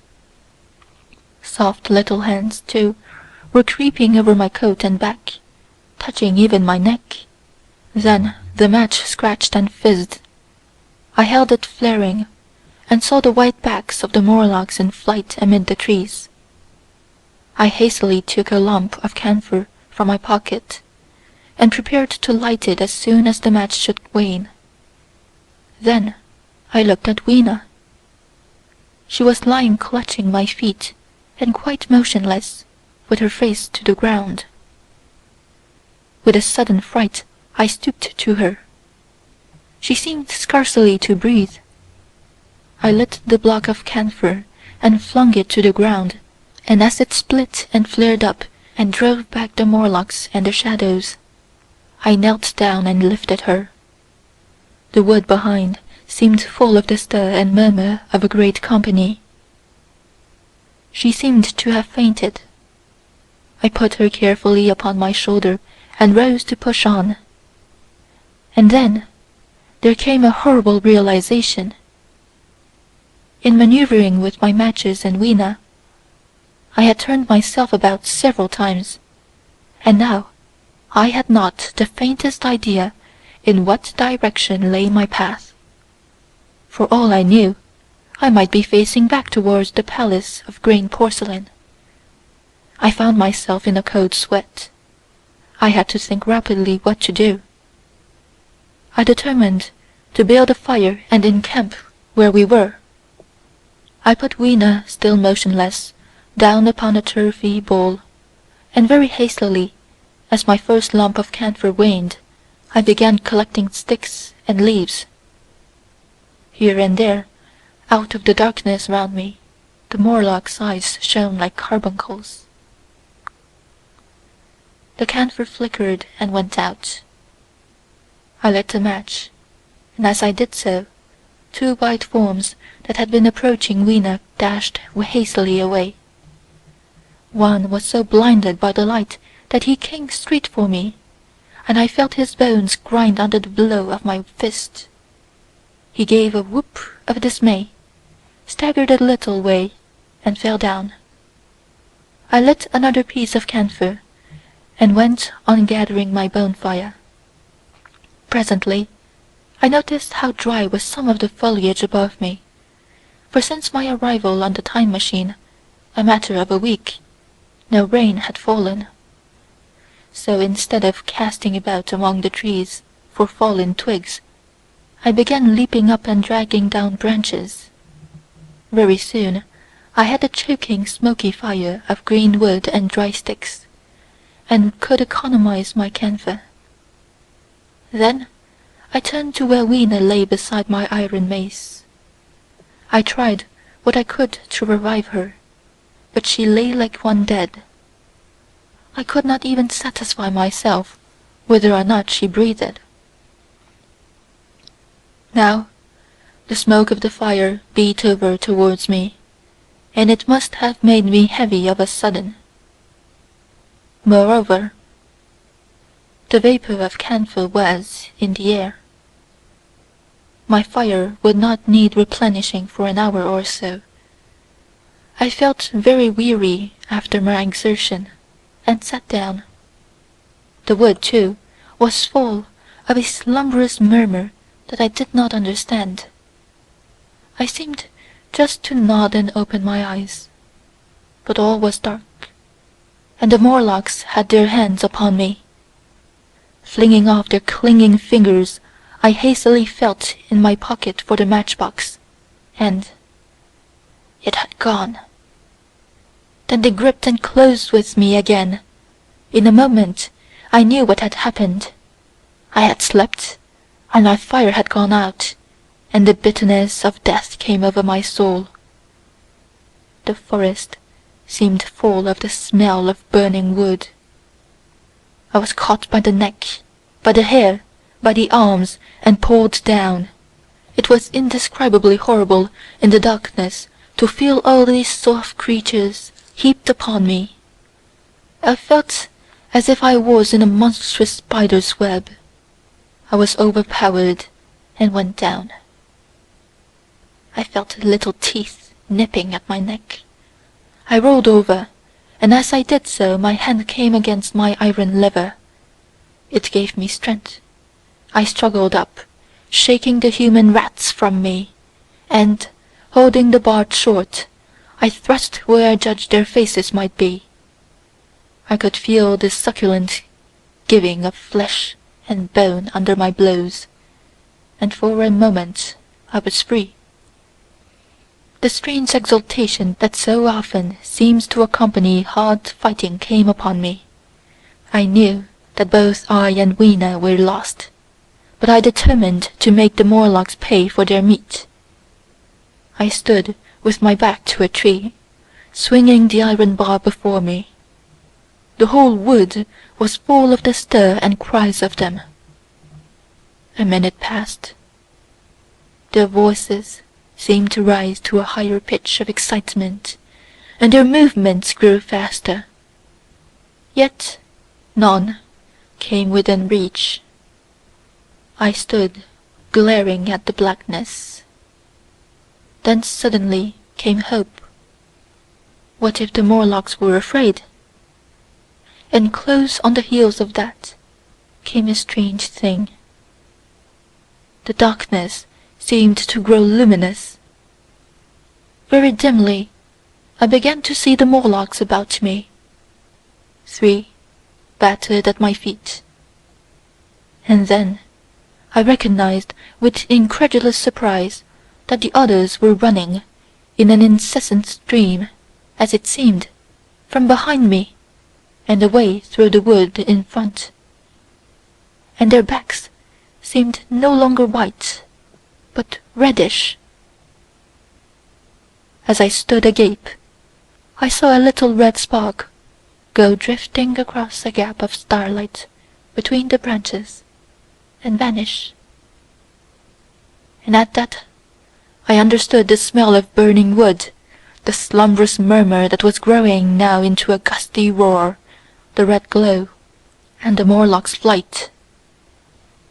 Stepping out from behind my tree and looking back, I saw, through the black pillars of the nearer trees, the flames of the burning forest. It was my first fire coming after me. With that, I looked for Weena, but she was gone. The hissing and crackling behind me, the explosive thud as each fresh tree burst into flame, left little time for reflection. My iron bar still gripped, I followed in the Morlock's path. It was a close race. Once, the flames crept forward so swiftly on my right as I ran that I was outflanked and had to strike off to the left. But at last I emerged into a small open space, and as I did so, a Morlock came blundering towards me, and passed me, and went on straight into the fire. And now I was to see the most weird and horrible thing, I think, of all that I beheld in that future age. This whole space was as bright as day with the reflection of the fire. In the centre was a hillock or tumulus, surmounted by a scorched hawthorn. Behind this was another arm of the burning forest, with yellow tongues already writhing from it, completely encircling the space with a fence of fire. Upon the hillside were some 30 or 40 Morlocks, dazzled by the light and heat, and blundering hither and thither against each other in their bewilderment. At first I did not realize their blindness, and struck furiously at them with my bar, in a frenzy of fear, as they approached me, killing one and crippling several more. But when I had watched the gestures of one of them groping under the hawthorn against the red sky, and heard their moans, I was assured of their absolute helplessness and misery in the glare, and I struck no more of them. Yet every now and then one would come straight towards me, setting loose a quivering horror that made me quick to elude him. At one time the flames died down somewhat, and I feared the foul creatures would presently be able to see me. I was thinking of beginning the fight by killing some of them before this should happen. But the fire burst out again brightly, and I stayed my hand. I walked about the hill among them and avoided them, looking for some trace of Weena. But Weena was gone. At last I sat down on the summit of the hillock, and watched this strange incredible company of blind things groping to and fro, and making uncanny noises to each other, as the glare of the fire beat on them. The coiling uprush of smoke streamed across the sky, and through the rare tatters of that red canopy, remote as though they belonged to another universe, shone the little stars. 2 or 3 Morlocks came blundering into me, and I drove them off with blows of my fists, trembling as I did so. For the most part of that night I was persuaded it was a nightmare. I bit myself and screamed in a passionate desire to awake. I beat the ground with my hands, and got up and sat down again, and wandered here and there, and again sat down. Then I would fall to rubbing my eyes and calling upon God to let me awake. Thrice I saw Morlocks put their heads down in a kind of agony and rush into the flames. But at last, above the subsiding red of the fire, above the stringing masses of black smoke and the whitening and blackening tree stumps, and the diminishing numbers of these dim creatures, came the white light of day. I searched again for traces of Weena, but there were none. It was plain that they had left her poor little body in the forest. I cannot describe how it relieved me to think that it had escaped the awful fate to which it seemed destined. As I thought of that, I was almost moved to begin a massacre of the helpless abominations about me, but I contained myself. The hillock, as I have said, was a kind of island in the forest. From its summit I could now make out, through a haze of smoke, the palace of green porcelain, and from that I could get my bearings for the white sphinx. And so, leaving the remnant of these damned souls still going hither and thither and moaning, as the day grew clearer, I tied some grass about my feet, and limped on, across smoking ashes and among black stems, that still pulsated internally with fire, towards the hiding-place of the time-machine. I walked slowly, for I was almost exhausted, as well as lame, and I felt the intensest wretchedness for the horrible death of little Weena. It seemed an overwhelming calamity. Now, in this old familiar room, it is more like the sorrows of a dream than an actual loss. But that morning it left me absolutely lonely again, terribly alone. I began to think of this house of mine, of this fireside, of some of you, and with such thoughts came a longing that was pain. But as I walked over the smoking ashes under the bright morning sky, I made a discovery. In my trouser pocket were still some loose matches. The box must have leaked before it was lost. End of chapter 9. The Time Machine by H.G. Wells. Chapter 10.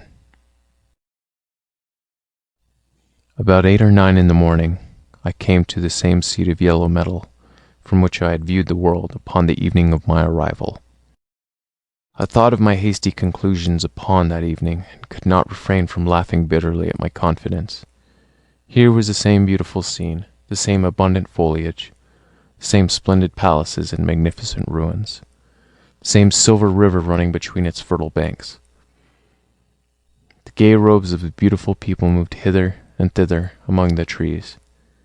Some were bathing in exactly the place where I had saved Weena, and that suddenly gave me a keen stab of pain. And like blots upon the landscape rose the cupolas above the ways to the underworld.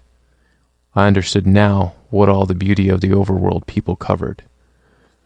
Very pleasant was their day, as pleasant as the day of the cattle in the field. Like the cattle, they knew of no enemies and provided against no needs, and their end was the same. I grieved to think how brief the dream of the human intellect had been. It had committed suicide. It had set itself steadfastly towards comfort and ease. A balanced society, with security and permanency as its watchword. It had attained its hopes, to come to this at last. Once, life and property must have reached almost absolute safety. The rich had been assured of his wealth and comfort, the toiler assured of his life and work.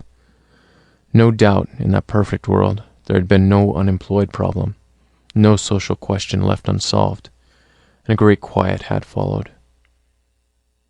It is a law of nature we overlook, that intellectual versatility is a compensation for change, danger, and trouble. An animal, perfectly in harmony with its environment, is a perfect mechanism. Nature never appeals to intelligence until habit and instinct are useless. There is no intelligence where there is no change and no need of change.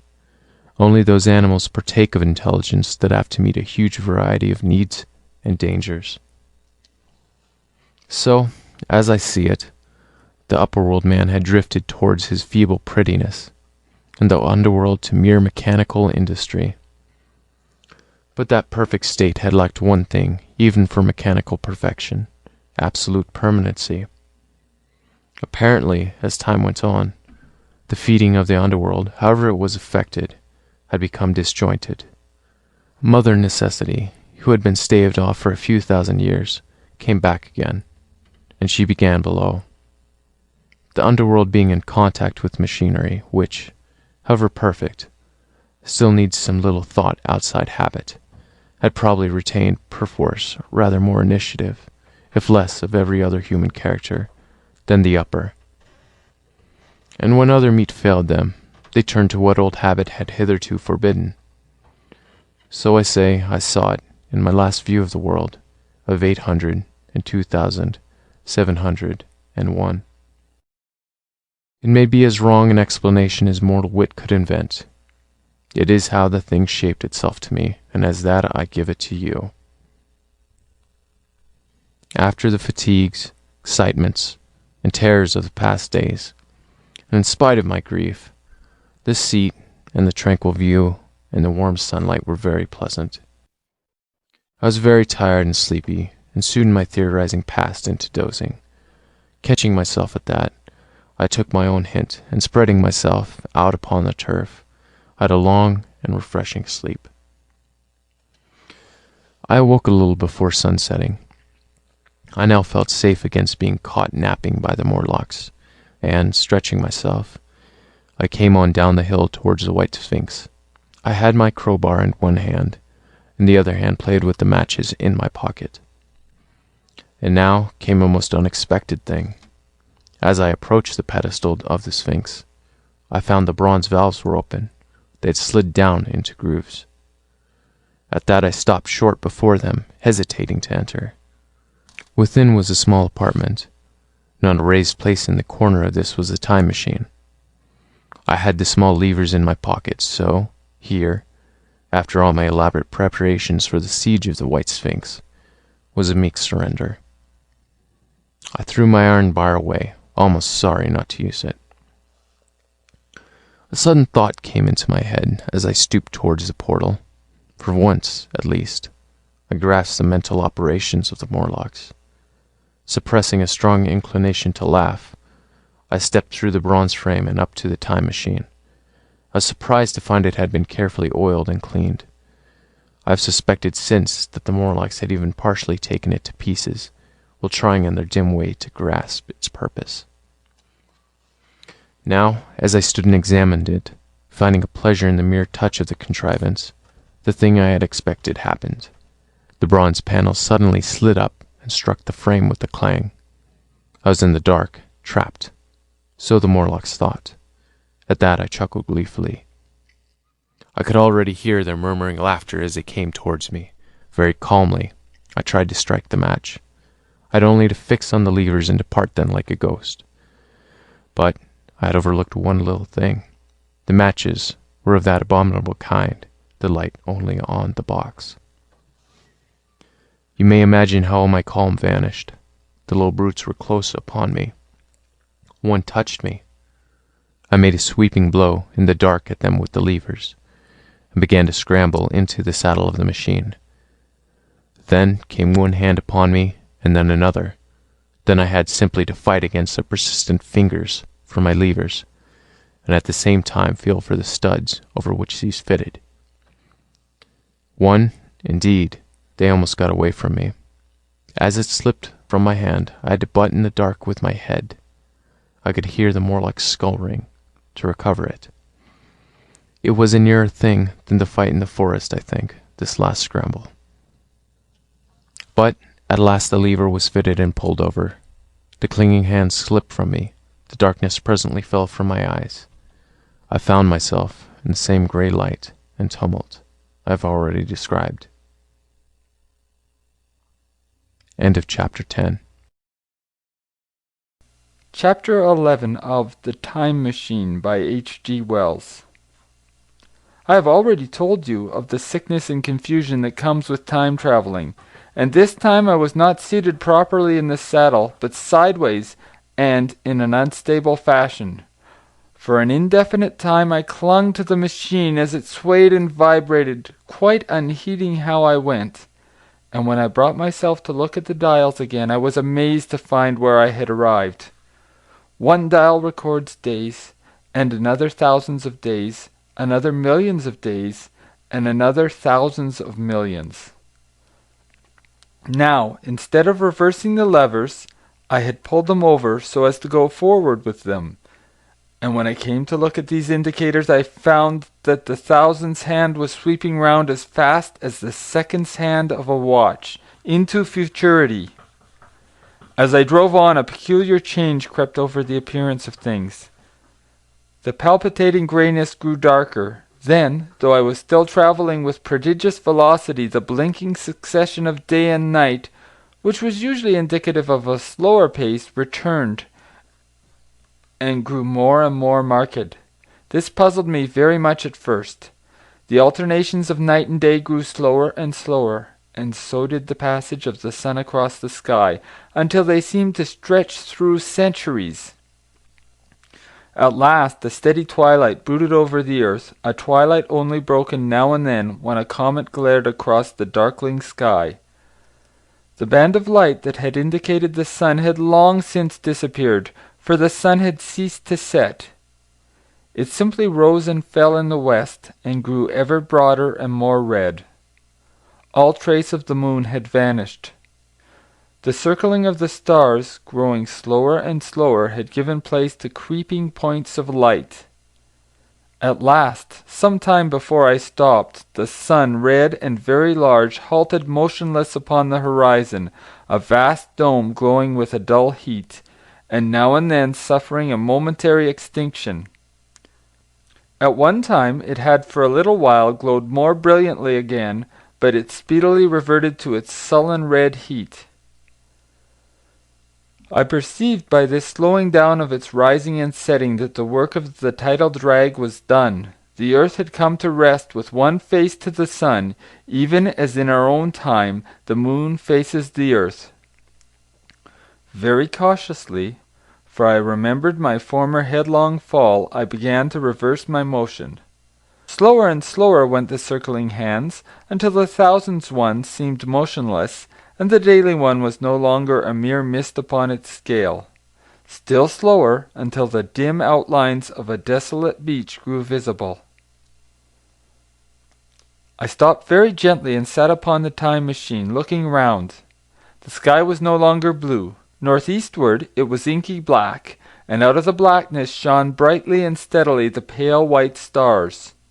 Overhead it was a deep Indian red and starless, and southeastward it grew brighter to a glowing scarlet, where, cut by the horizon, lay the huge hull of the sun, red and motionless. The rocks about me were of a harsh reddish color, and all the trace of life that I could see at first was the intensely green vegetation that covered every projecting point on their southeastern face. It was the same rich green that one sees on forest moss or on the lichen in caves, plants which, like these, grow in a perpetual twilight. The machine was standing on a sloping beach. The sea stretched away to the southwest to rise into a bright horizon against the wan sky. There were no breakers and no waves, for not a breath of wind was stirring. Only a slight oily swell rose and fell like a gentle breathing, and showed that the eternal sea was still moving and living. And along the margin, where the water sometimes broke, was a thick incrustation of salt, pink under the lurid sky. There was a sense of oppression in my head, and I noticed that I was breathing very fast.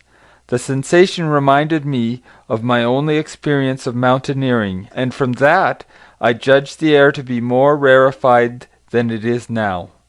Far away up the desolate slope I heard a harsh scream and saw a thing like a huge white butterfly go slanting and fluttering up into the sky and, circling, disappear over some low hillocks beyond. The sound of its voice was so dismal that I shivered and seated myself more firmly upon the machine. Looking round me again, I saw that, quite near, what I had taken to be a reddish mass of rock was moving slowly towards me. Then I saw the thing was really a monstrous crab-like creature. Can you imagine a crab as large as yonder table, with its many legs moving slowly and uncertainly, its big claws swaying, its long antennae like carter's whips, waving and feeling, and its stalked eyes gleaming at you on either side of its metallic front? Its back was corrugated and ornamented with ungainly bosses, and a greenish incrustation blotched it here and there. I could see the many palps of its complicated mouth flickering and feeling as it moved. As I stared at this sinister apparition crawling towards me, I felt a tickling on my cheek as though a fly had lighted there. I tried to brush it away, but in a moment it returned, and almost immediately came another by my ear. I struck at this and caught something thread-like. It was drawn swiftly out of my hand. With a frightful qualm, I turned and saw that I had grasped the antenna of another monster crab that stood just behind me. Its evil eyes were wriggling on their stalks, and its mouth was all alive with appetite, and its vast ungainly claws, smeared with an algal slime, were descending upon me. In a moment my hand was on the lever, and I had placed a month between myself and these monsters. But I was still on the same beach, and I saw them distinctly now as soon as I stopped. Dozens of them seemed to be crawling here and there in the sombre light among the foliated sheets of intense green. I cannot convey the sense of abominable desolation that hung over the world. The red eastern sky, the northward blackness, the salt Dead Sea, the stony beach crawling with these foul, slow-stirring monsters, the uniform poisonous-looking green of the lichenous plants, the thin air that hurts one's lungs, all contributed to an appalling effect. I moved on 100 years, and there was the same red sun, a little larger, a little duller, the same dying sea, the same chill air, and the same crowd of earthy crustacea creeping in and out among the green weed and the red rocks. And in the westward sky I saw a curved pale line like a vast new moon. So I traveled, stopping ever and again, in great strides of 1,000 years or more, drawn on by the mystery of the earth's fate, watching with a strange fascination the sun grow larger and duller in the westward sky, and the life of the old earth ebb away. At last, more than 30 million years hence, the huge red-hot dome of the sun had come to obscure nearly 1/10 part of the darkling heavens. Then I stopped once more, for the crawling multitude of crabs had disappeared, and the red beach, save for its livid green liverworts and lichens, seemed lifeless. And now it was flecked with white. A bitter cold assailed me. Rare white flakes ever and again came eddying down. To the northeastward, the glare of the snow lay under the starlight of the sable sky, and I could see an undulating crest of hillocks pinkish white. There were fringes of ice along the sea margin, with drifting masses further out, but the main expanse of that salt ocean, all bloody under the eternal sunset, was still unfrozen. I looked about me to see if any traces of animal life remained. A certain indefinable apprehension still kept me in the saddle of the machine. But I saw nothing moving, in earth, or sky, or sea. The green slime on the rocks alone testified that life was not extinct. A shallow sandbank had appeared in the sea, and the water had receded from the beach. I fancied I saw some black object flopping about upon this bank, but it became motionless as I looked at it, and I judged that my eye had been deceived, and that the black object was merely a rock. The stars in the sky were intensely bright, and seemed to me to twinkle very little. Suddenly I noticed that the circular westward outline of the sun had changed, that a concavity, a bay, had appeared in the curve. I saw this grow larger. For a minute perhaps I stared aghast at this blackness that was creeping over the day, and then I realized that an eclipse was beginning. Either the moon or the planet Mercury was passing across the sun's disk. Naturally, at first I took it to be the moon, but there is much to incline me to believe that what I really saw was the transit of an inner planet passing very near to the earth. The darkness grew apace, a cold wind began to blow in freshening gusts from the east, and the showering white flakes in the air increased in number. From the edge of the sea came a ripple and whisper. Beyond these lifeless sounds, the world was silent. Silent? It would be hard to convey the stillness of it. All the sounds of man, the bleating of sheep, the cries of birds, the hum of insects, the stir that makes the background of our lives, all that was over. As the darkness thickened, the eddying flakes grew more abundant, dancing before my eyes, and the cold of the air more intense. At last, one by one, swiftly, one after the other, the white peaks of the distant hills vanished into blackness. The breeze rose to a moaning wind. I saw the black central shadow of the eclipse sweeping towards me. In another moment the pale stars alone were visible. All else was rayless obscurity. The sky was absolutely black. A horror of this great darkness came upon me. The cold that smote to my marrow and the pain I felt in breathing overcame me. I shivered, and a deadly nausea seized me. Then, like a red-hot bow in the sky, appeared the edge of the sun. I got off the machine to recover myself. I felt giddy and incapable of facing the return journey. As I stood sick and confused, I saw again the moving thing upon the shoal. There was no mistake now that it was a moving thing against the red water of the sea. It was a round thing, the size of a football perhaps, or it may be bigger, and tentacles trailed down from it, and it seemed black against the weltering blood-red water, and it was hopping fitfully about. Then I felt I was fainting, but a terrible dread of lying helpless in that remote and awful twilight sustained me while I clambered upon the saddle. End of chapter 11. The Time Machine by H.G. Wells. Chapter 12. So I came back. For a long time I must have been insensible upon the machine. The blinking succession of the days and nights was resumed. The sun got golden again, the sky blue. I breathed with greater freedom. The fluctuating contours of the land ebbed and flowed. The hands spun backward upon the dials. At last I saw again the dim shadows of houses, the evidences of decadent humanity. These, too, changed and passed, and others came.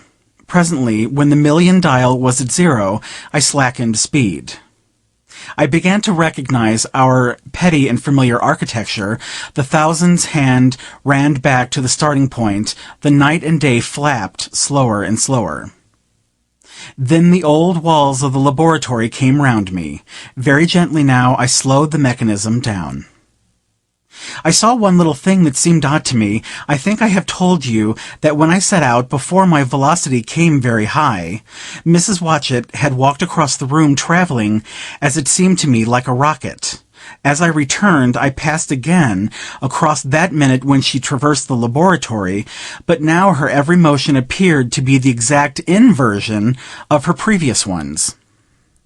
The door at the lower end opened, and she glided quietly up the laboratory back foremost, and disappeared behind the door by which she had previously entered. Just before that I seemed to see Hillier for a moment, but he passed like a flash. Then I stopped the machine, and saw about me again the old familiar laboratory, my tools, my appliances, just as I had left them. I got off the thing very shakily, and sat down upon my bench. For several minutes I trembled violently. Then I became calmer. Around me was my old workshop again, exactly as it had been. I might have slept there, and the whole thing have been a dream. And yet, not exactly. The thing had started from the southeast corner of the laboratory. It had come to rest again in the northwest, against the wall where you saw it. That gives you the exact distance from my little lawn to the pedestal of the White Sphinx, into which the Morlocks had carried my machine. For a time my brain went stagnant. Presently I got up and came through the passage here, limping because my heel was still painful and feeling sorely begrimed. I saw the Pall Mall Gazette on the table by the door.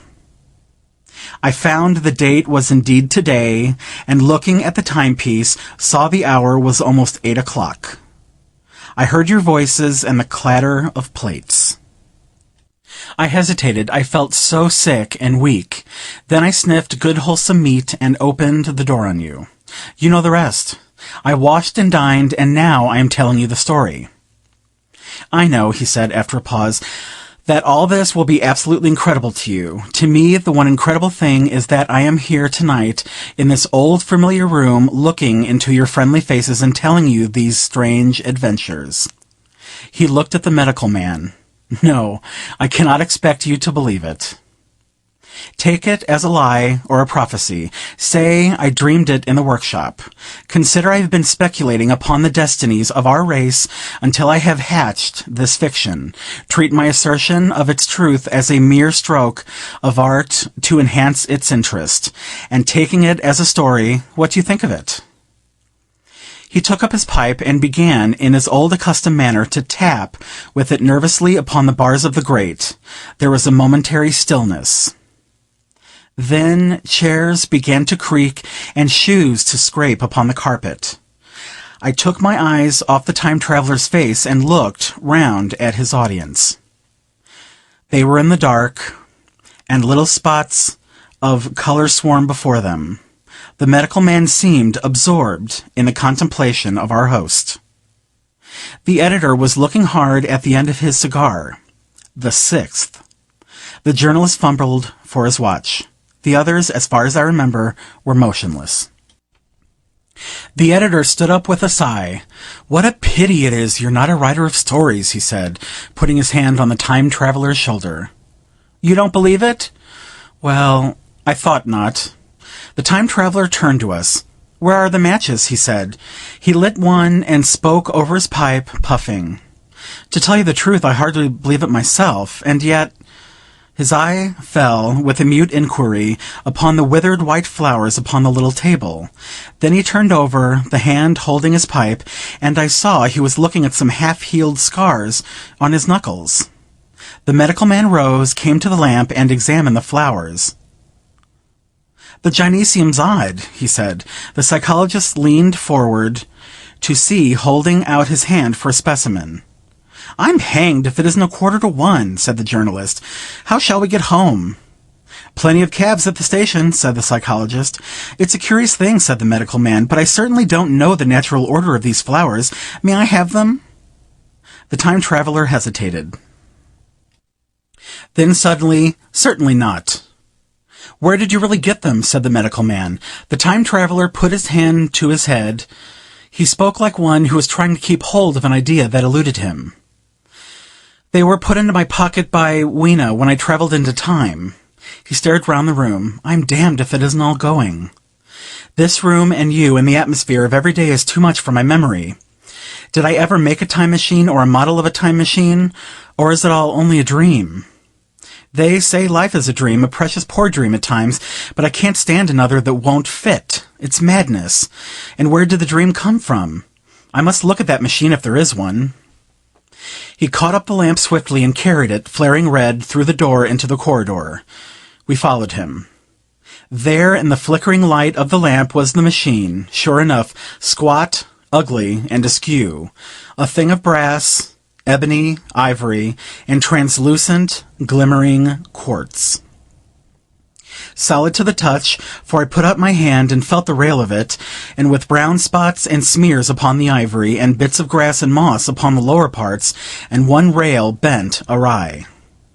The time-traveler put the lamp down on the bench and ran his hand along the damaged rail. "It's all right now," he said. "The story I told you was true. I'm sorry to have brought you out here in the cold." He took up the lamp, and in an absolute silence we returned to the smoking room. He came into the hall with us and helped the editor on with his coat. The medical man looked into his face and, with a certain hesitation, told him he was suffering from overwork, at which he laughed hugely. I remember him standing in the open doorway bawling good night. I shared a cab with the editor. He thought the tale a gaudy lie. For my own part, I was unable to come up with a conclusion. The story was so fantastic and incredible, the telling so credible and sober. I lay awake most of the night thinking about it. I determined to go next day and see the time traveler again. I was told he was in the laboratory, and being on easy terms in the house, I went up to see him. The laboratory, however, was empty. I stared for a minute at the time machine and put out my hand and touched the lever. At that, the squat, substantial-looking mass swayed like a bough shaken by the wind. Its instability startled me extremely, and I had a queer reminiscence of the childish days when I used to be forbidden to meddle. I came back through the corridor. The time traveler met me in the smoking room. He was coming from the house. He had a small camera under one arm and a knapsack under the other. He laughed when he saw me and gave me an elbow to shake. "I'm frightfully busy," he said, "with that thing in there." "But is it not some hoax?" I said. "Do you really travel through time?" "Really and truly, I do." And he looked frankly into my eyes. He hesitated. His eye wandered about the room. "I only want half an hour," he said. "I know why you came, and it's awfully good of you. There's some magazines here. If you'll stop to lunch, I'll prove you this time-traveling up to the hilt, specimen and all. If you'll forgive my leaving you now." I consented, hardly comprehending then the full import of his words, and he nodded and went on down the corridor. I heard the door of the laboratory slam, seated myself in a chair, and took up a daily paper. What was he going to do before lunchtime? Then suddenly I was reminded by an advertisement that I had promised to meet Richardson, the publisher, at 2. I looked at my watch and saw that I could barely save that engagement. I got up and went down the passage to tell the time traveler. As I took hold of the handle of the door, I heard an exclamation, oddly truncated at the end, and a click and a thud. A gust of air whirled round me as I opened the door, and from within came the sound of broken glass falling on the door. The time traveler was not there. I seemed to see a ghostly, indistinct figure sitting in a whirling mass of black and brass for a moment, a figure so transparent that the bench behind, with the sheets of drawings, was absolutely distinct, but this phantasm vanished as I rubbed my eyes. The time machine had gone. Save for a subsiding stir of dust, the further end of the laboratory was empty. A pane of the skylight had apparently just been blown in. I felt an unreasonable amazement. I knew that something strange had happened, and for the moment could not distinguish what the strange thing might be. As I stood staring, the door into the garden opened, and the manservant appeared. We looked at each other. The ideas began to come. "Has Mr. gone out that way?" said I. "No, sir, no one has come out this way. I was expecting to find him here." At that I understood. At the risk of disappointing Richardson, I stayed on, waiting for the time traveler, waiting for the second, perhaps still stranger story, and the specimens and photographs he would bring with him. But I am beginning now to fear that I must wait a lifetime. The time traveler vanished 3 years ago, and, as everybody knows now, he has never returned. Epilogue. One cannot choose but wonder. Will he ever return? It may be that he swept back into the past and fell among the blood-drinking hairy savages of the age of unpolished stone, into the abysses of the Cretaceous sea, or among the grotesque saurians, the huge reptilian brutes of the Jurassic times. He may even now, if I may use the phrase, be wandering on some plesiosaurus-haunted oolitic coral reef, or beside the lonely saline lakes of the Triassic Age.